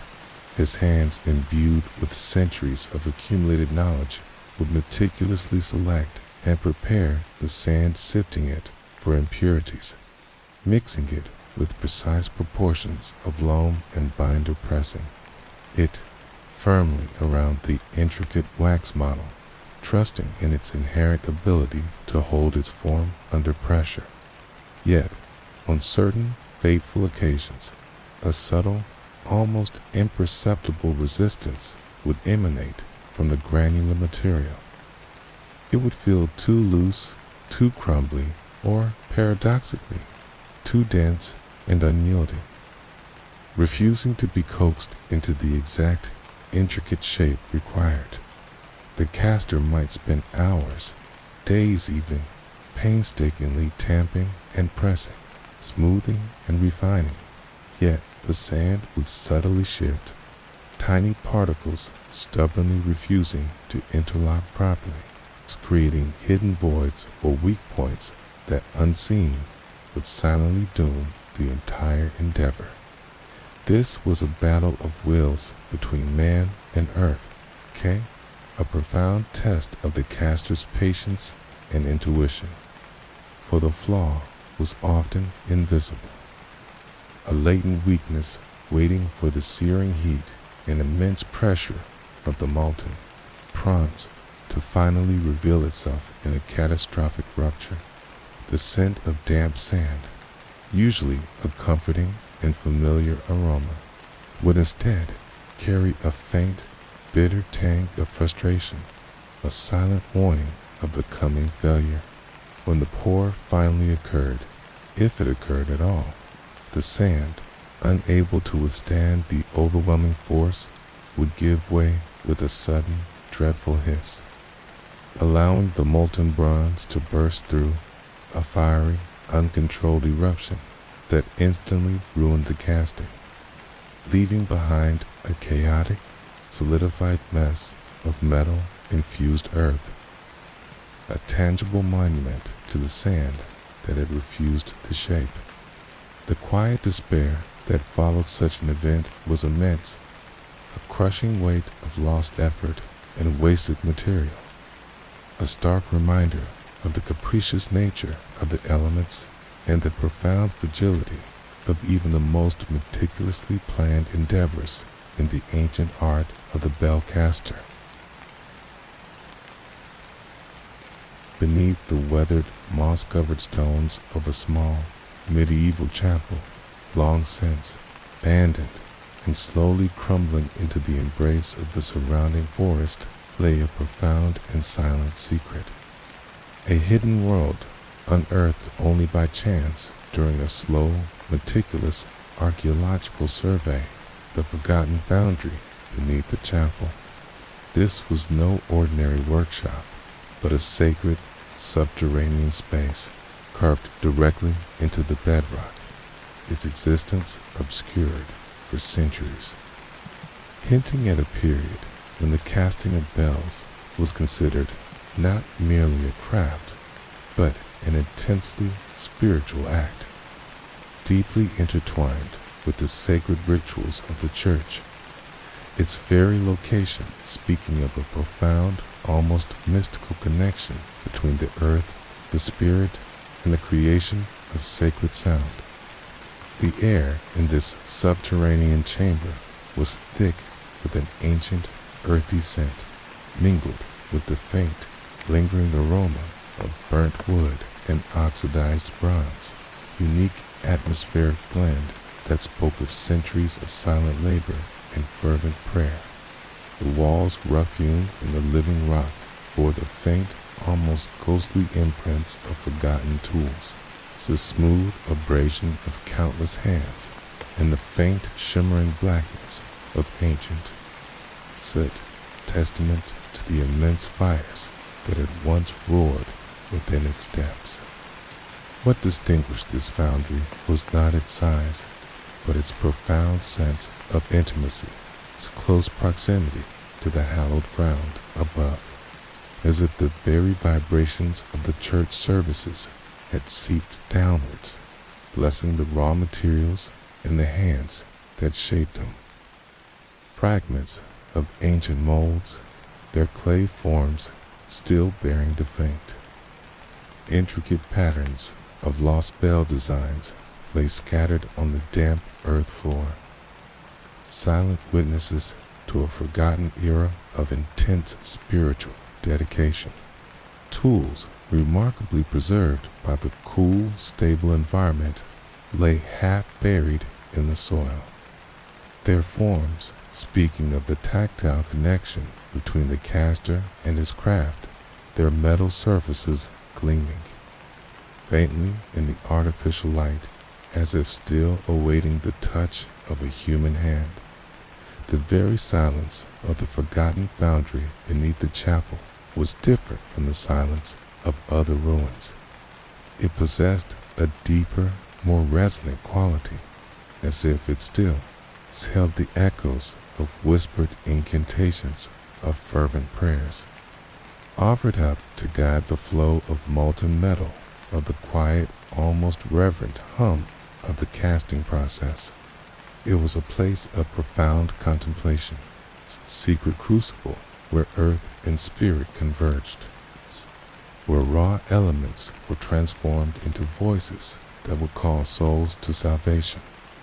all within the silent, hallowed confines of the forgotten foundry beneath the chapel. Among the most captivating and enigmatic aspects of medieval bells are the intricate, often cryptic inscriptions that adorn their surfaces, not merely decorative elements, but silent, powerful messages, prayers, dedications, and sometimes profound mysteries etched into the very bronze, as if by an unseen hand,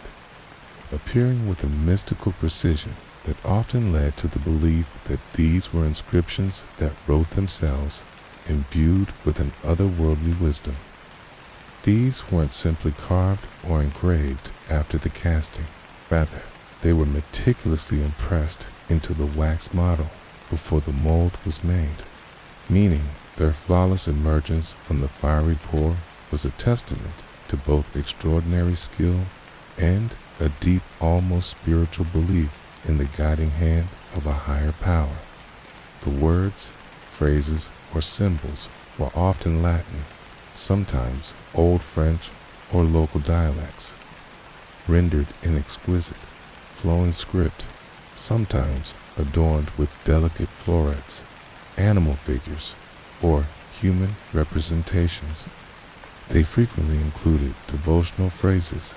appeals to saints for protection, names of patrons or significant dates, and often, tantalizingly,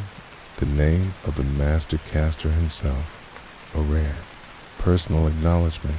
in a largely anonymous craft. But then there were the others, the truly enigmatic inscriptions,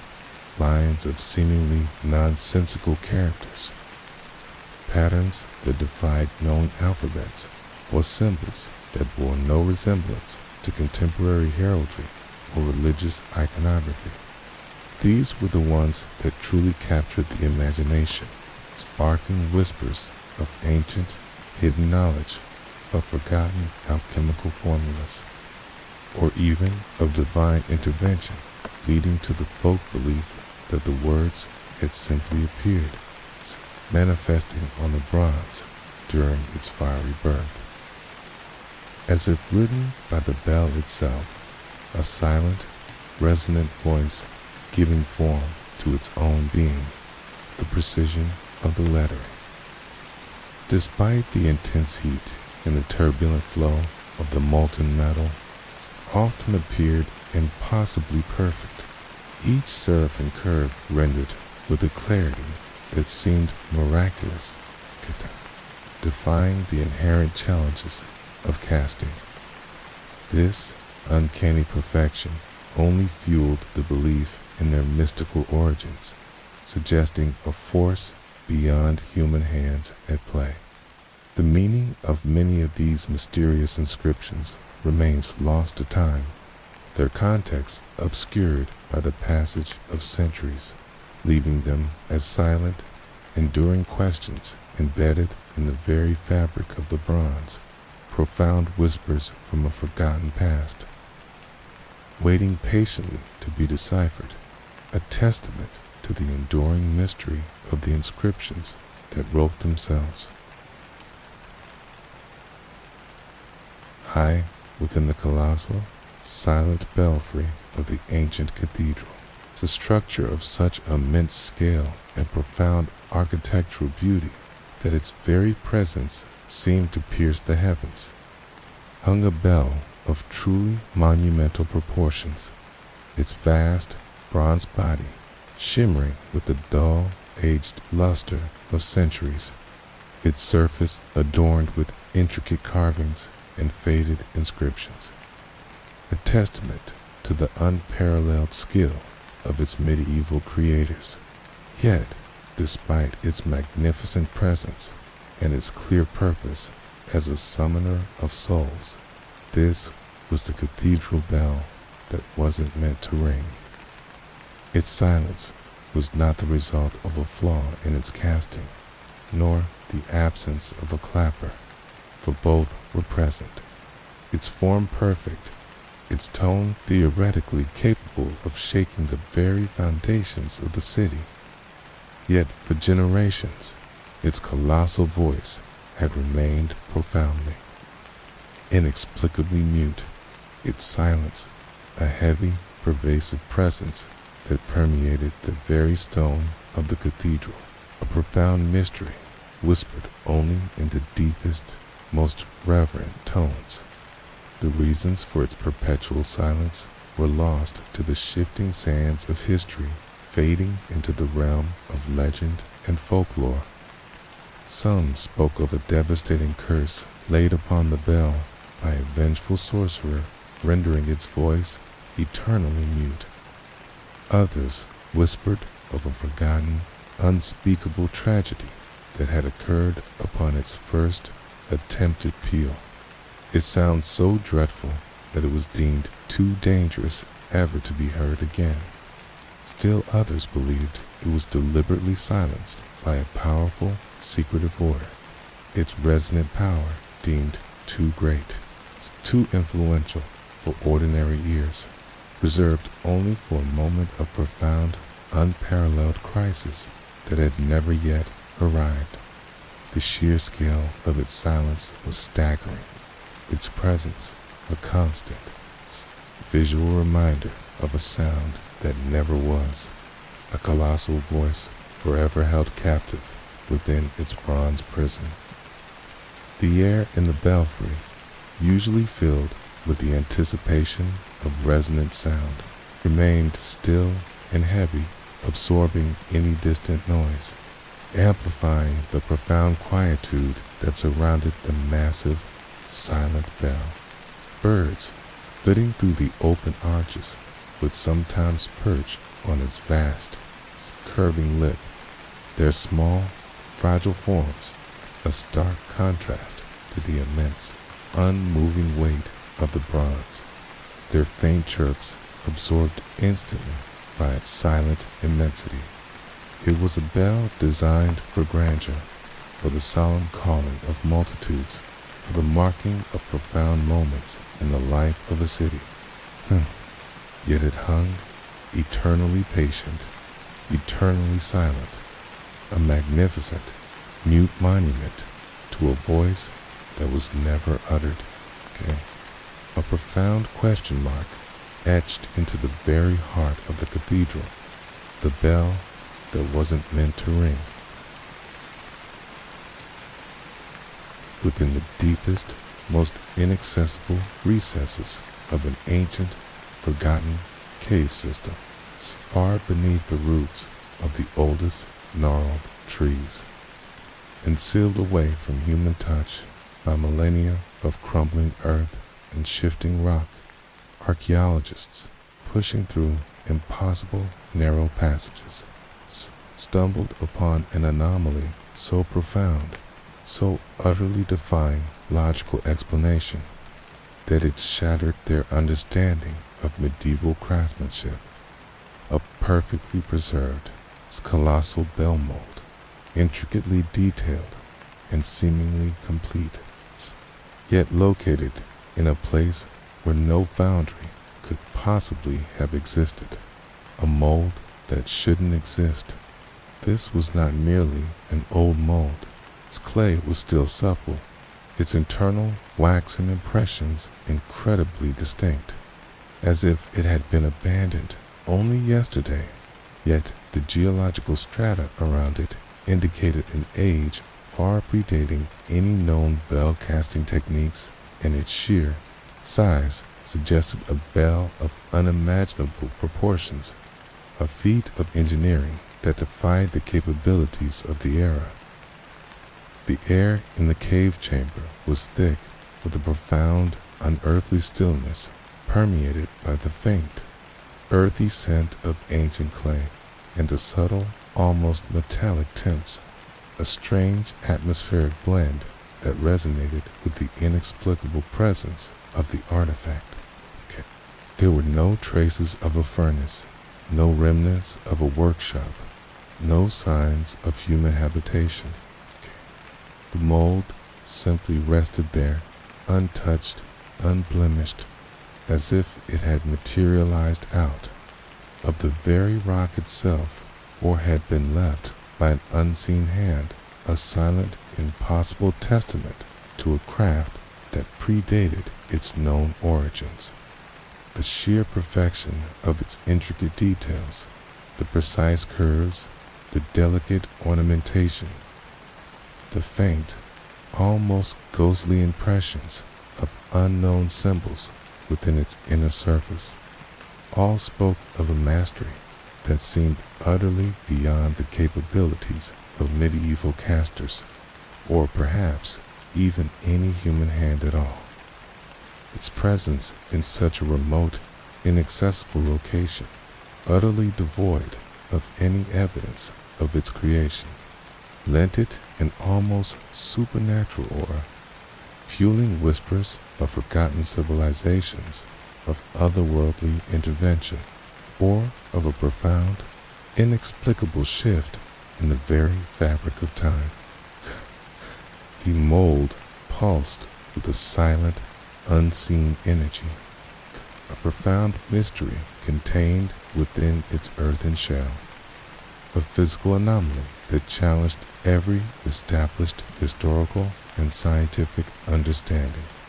This was the mold that shouldn't exist, a silent, colossal question mark. against the backdrop of history,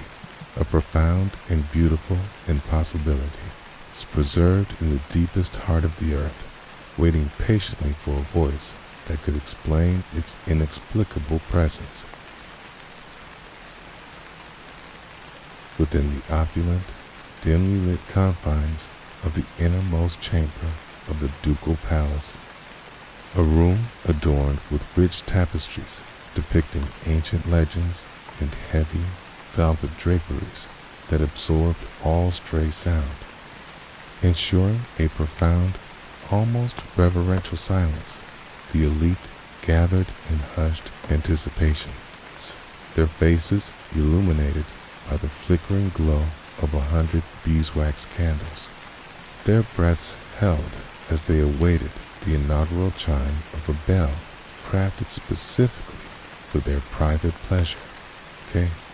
A bell that would never sound for the common folk. Bell, whose very first note would be heard only within the hallowed, exclusive space of the room that heard the first bell. The air was thick with the scent of expensive incense and the faint, sweet perfume of exotic flowers, a luxurious aroma that spoke of immense wealth and profound privilege. The bell itself, a smaller, exquisitely crafted piece compared to the colossal cathedral bells, yet no less significant in its purpose, rested on a polished ebony stand in the center of the room, its bronze surface gleaming with an almost unearthly brilliance, reflecting the candlelight in 100 tiny dancing pinpricks of light. Its intricate ornamentation, a bespoke design reflecting the ducal crest and personal mottos, spoke of immense patronage and an obsession with unique, private beauty. The master caster, a stoic, silent figure, stood nearby, his hands clasped, his gaze fixed upon his creation, a profound tension emanating from him despite the calm exterior. For this was not merely a test of his craft, but a performance for the most discerning and demanding of audiences. When the appointed moment arrived, a hush so deep that it felt like a physical presence descended upon the assembled nobles, and a chosen attendant, moving with a graceful, deliberate slowness, brought a small, velvet-wrapped mallet gently into contact with the bell's flawless lip. The sound, when it came, was not a sudden, jarring clang, but a single, pure, incredibly resonant note, a tone of such crystalline clarity and profound depth that it seemed to hang suspended in the air, vibrating for what felt like an eternity, slowly diminishing in an almost imperceptible cascade of shimmering harmonics,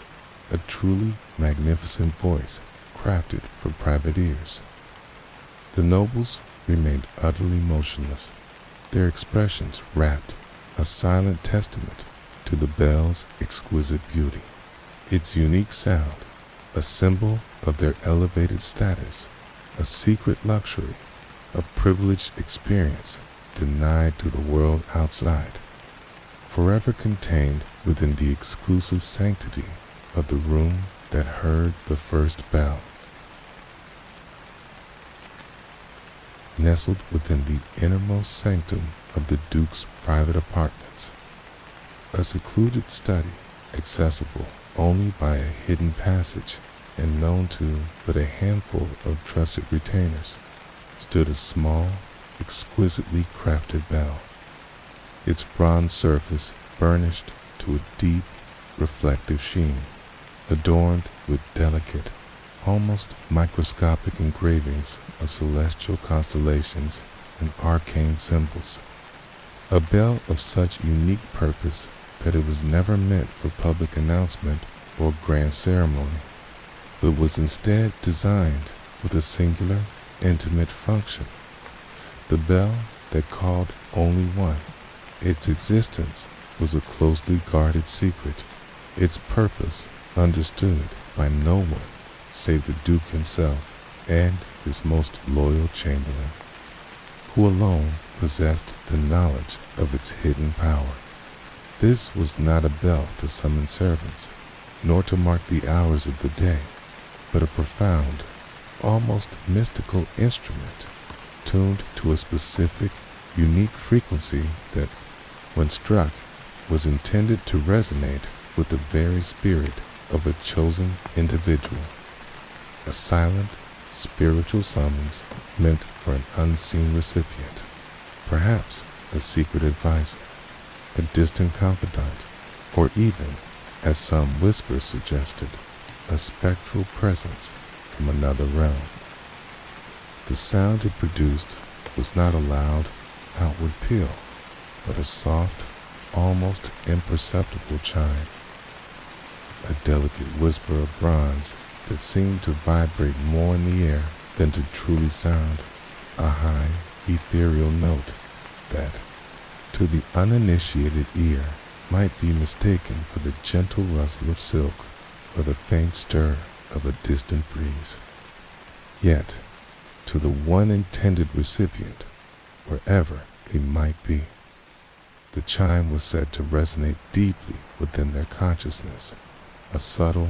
unmistakable call. It's an internal vibration that drew them, silently and without question, to the Duke's private chamber, bypassing all conventional methods of communication. The bell sat silently for days, for weeks, radiating a quiet, inert power, until the precise moment the Duke, with a solemn, deliberate hand, would take the tiny, silver-tipped hammer and tap its delicate form. The air in the study, usually thick with the scent of aged parchment and fragrant pipe tobacco, would momentarily shimmer with the faint, almost invisible vibration of the bell's unique frequency, a silent testament to its profound and mysterious function. It was a luxury of the utmost exclusivity, a tool of power and secrecy, its very existence, a whisper of hidden influence, a profound testament to the lengths to which the elite would go to maintain their solitude and communicate in ways unknown to the common world, a silent, potent symbol of the bell that called only one. Within the vast, labyrinthine depths of the ducal palace, far removed from the clamor of the kitchens and the distant murmurs of the court, existed a chamber of profound and hushed purpose, a space meticulously designed and acoustically perfected for the most exclusive of luxuries, the chamber where echoes were measured. This was not a space for grand pronouncements or festive gatherings, but a private, almost sacred laboratory of sound, served solely for the elite to meticulously scrutinize the resonance of their newly acquired or privately commissioned bells, to discern the subtle nuances of their tone, and to meticulously quantify the ethereal persistence of their echoes, the level of sonic refinement utterly beyond the comprehension or experience of the common populace. The walls of this chamber were not adorned with tapestries, but with specially woven felt and thick, sound-absorbing materials, creating a profound, almost suffocating silence within a vacuum where no external sound dared to intrude, allowing the subtlest vibration of the bell to reveal itself in its purest form. The very air felt heavy and still, devoid of any natural reverberation, designed to ensure that every single ripple of sound, every delicate overtone, every dying whisper of the bell's resonance could be precisely observed and analyzed without interference. The bells themselves, often small, exquisite pieces of unparalleled craftsmanship, would be brought into this chamber with the utmost care, placed upon a low, velvet-draped pedestal in the very center of the room. The master bell caster, or a specially appointed acoustician, would then strike the bell with a carefully calibrated velvet-padded mallet, and the subsequent sound, released into the profound stillness, would unfold with a breathtaking clarity, its initial purity slowly, gracefully, decaying into a shimmering cascade of echoes, sophisticated, albeit rudimentary, measuring devices, perhaps a sand-filled basin to observe ripple patterns, or a series of precisely timed pendulums, would be employed to quantify the duration and quality of these echoes, comparing them against established standards of perfection. The process was slow, deliberate, almost meditative,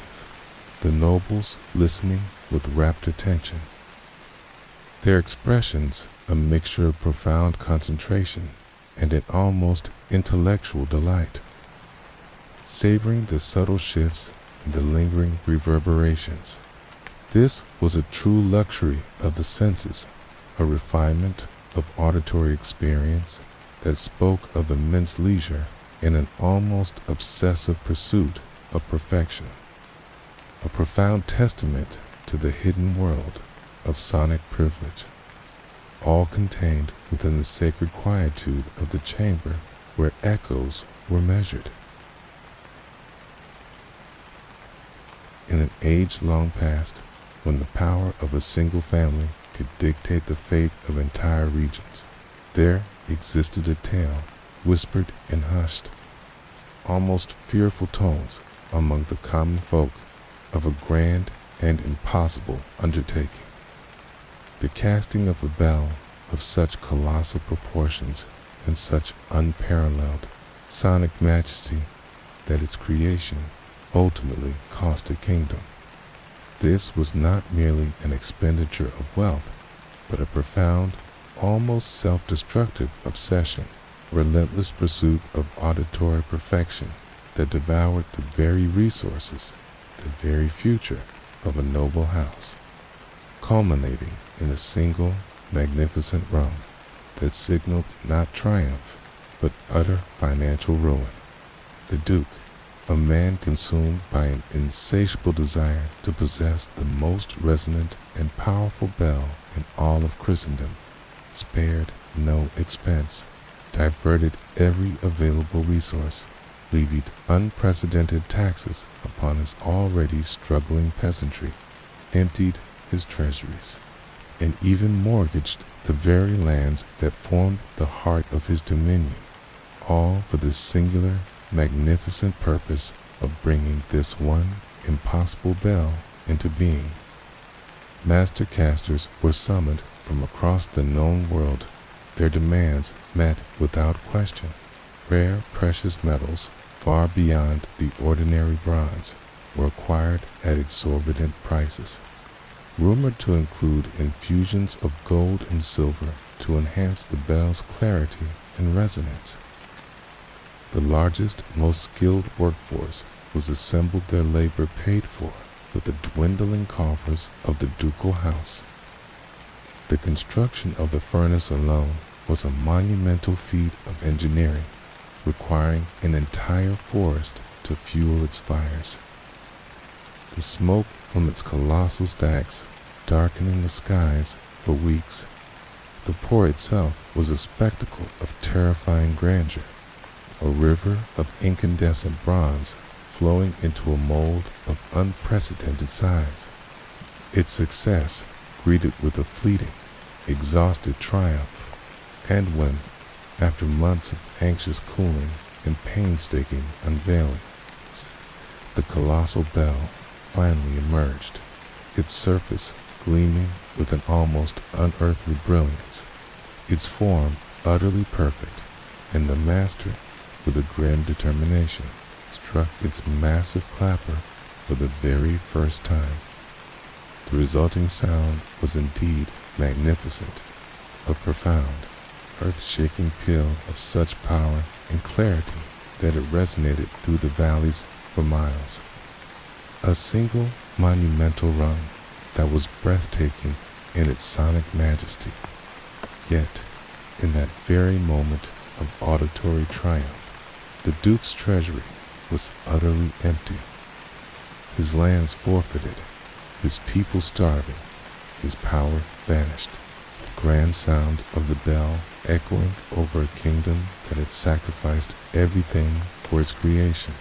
A silent, profound lament for the rung that had ultimately cost the kingdom its very existence.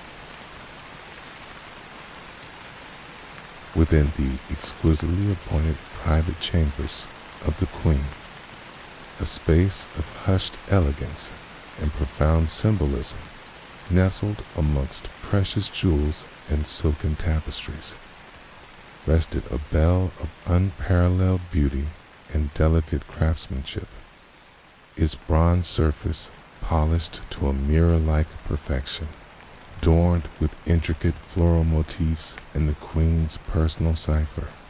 a masterpiece of the caster's art. Yet this was the Queen's bell without a clapper,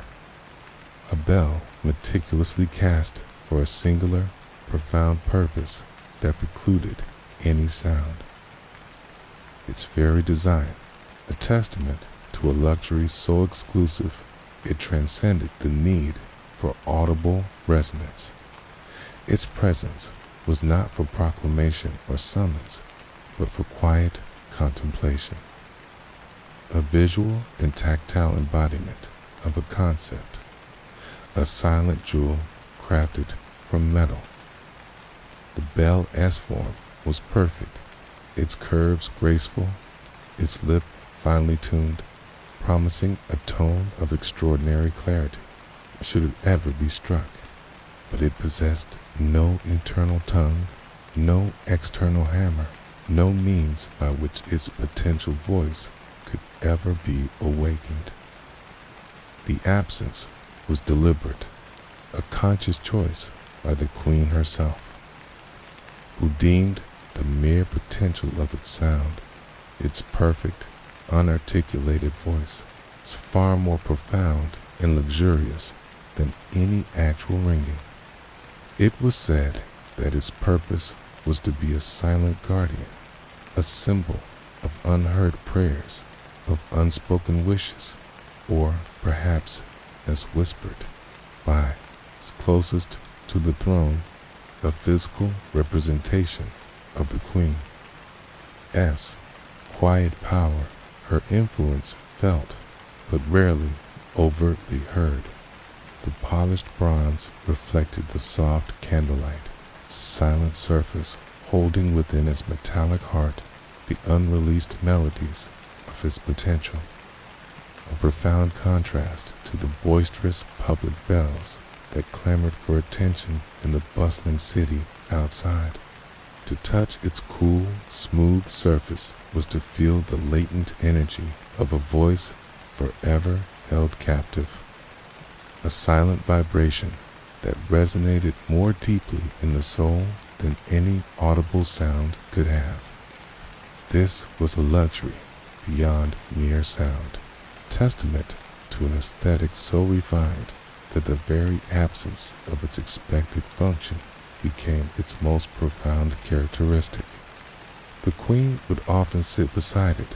her gaze fixed upon its silent form, drawing a quiet strength from its mute presence,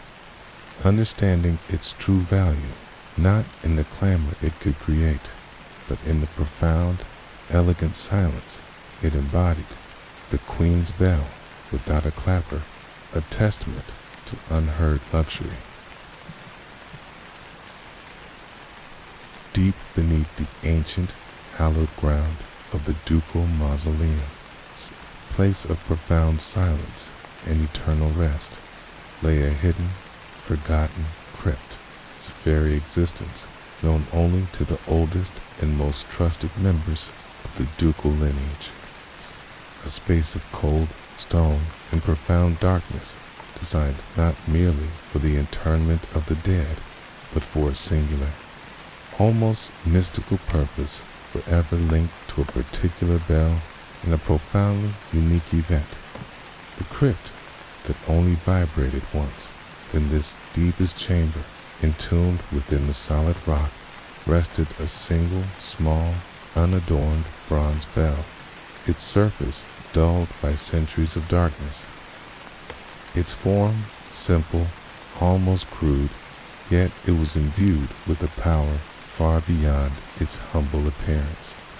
for it was said to be connected to the very life force of the ducal line, a silent sentinel awaiting its moment. This bell was not cast for sound in the traditional sense, but for a unique, imperceptible vibration, a sympathetic resonance designed to be activated only upon the precise, final moment of a ruling duke's passing. The belief, whispered down through generations, was that upon the very instant the ducal spirit departed its mortal coil, its unique internal tremor, a profound, unearthly vibration would resonate through the ancient stones of the crypt, causing this hidden bell, and only this bell, to produce a single, almost inaudible tremor, a silent, internal oscillation that would not create an audible sound, but rather a unique, almost spiritual vibration that permeated the very earth. This was the crypt that only vibrated once, a silent, profound announcement of the lineage's continuity, an unseen link between the living and the departed, a final, secret farewell to a fallen ruler. There were no human ears to witness this spectral phenomenon, only the cold, unfeeling stone of the crypt, and perhaps the unseen spirits of the ancestors bearing witness to this profound and solitary event. The air in the crypt, always heavy with the stillness of eternity, would remain undisturbed, save for that single, fleeting, imperceptible vibration, a silent testament to a deep-seated belief in the spiritual connection between a ruler and the very land they governed. It was a luxury of the afterlife, a final, grand gesture of a powerful lineage, shrouded in the deepest secrecy, a profound and enduring mystery, the silent promise of a crypt that only vibrated once. Deep beneath the ancient, hallowed ground of the ducal mausoleum, a place of profound silence and eternal rest, lay a hidden, forgotten crypt, its very existence known only to the oldest and most trusted members of the ducal lineage, a space of cold stone and profound darkness, designed not merely for the internment of the dead, but for a singular, almost mystical purpose forever linked to a particular bell in a profoundly unique event. The crypt that only vibrated once. In this deepest chamber, entombed within the solid rock, rested a single, small, unadorned bronze bell, its surface dulled by centuries of darkness. Its form simple, almost crude, yet it was imbued with a power far beyond its humble appearance, for it was said to be connected to the very life force of the ducal line, a silent sentinel awaiting its moment. This bell was not cast for sound in the traditional sense, but for a unique, imperceptible vibration, a sympathetic resonance designed to be activated only upon the precise, final moment of a ruling duke's passing. The belief, whispered down through generations, was that upon the very instant the ducal spirit departed its mortal coil, its unique internal tremor, a profound, unearthly vibration would resonate through the ancient stones of the crypt, causing this hidden bell, and only this bell, to produce a single, almost inaudible tremor, a silent internal oscillation that would not create an audible sound, but rather a unique, almost spiritual vibration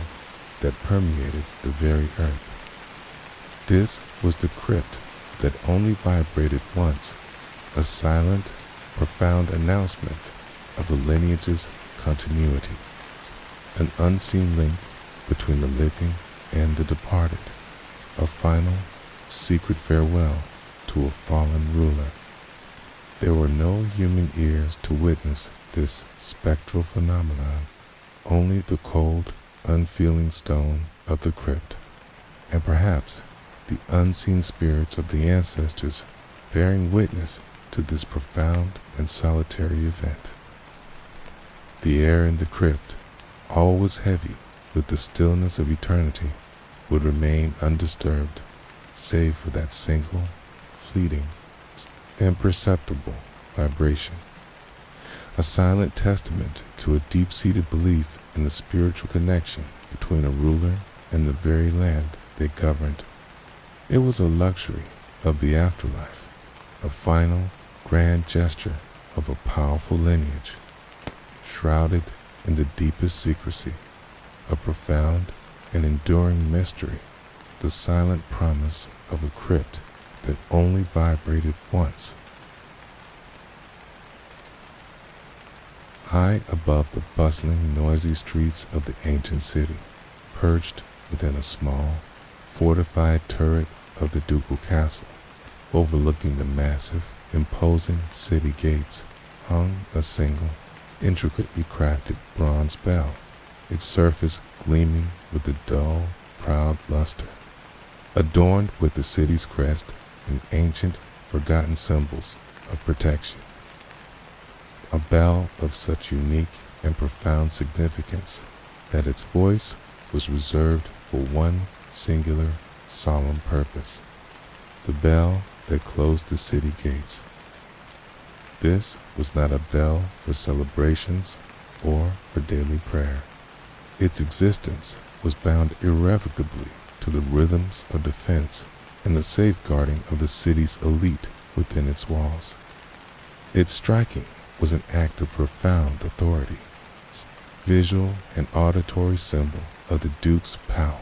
its clear and unmistakable command that echoed across the rooftops, understood by every citizen and soldier alike. When the sun began its slow descent towards the western horizon, casting long, purple shadows across the cobblestone streets, and the last vestiges of twilight began to fade, a selected, trusted guard, often personally chosen by the Duke himself, would climb the winding stone steps of the turret. With a heavy, deliberate hand, the guard would grasp a thick, knotted rope,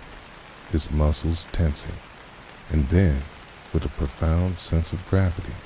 pull it downwards, setting the heavy clapper into motion. The sound that erupted from the bell was not a joyous peal, but a deep, resonant, almost somber toll, a slow, deliberate cadence that carried with it the weight of impending closure, a solemn pronouncement of the city's temporary retreat from the outside world. Each deep, resounding dong reverberated through the very stones of the city, a physical sensation felt in the chests of those within, and a clear,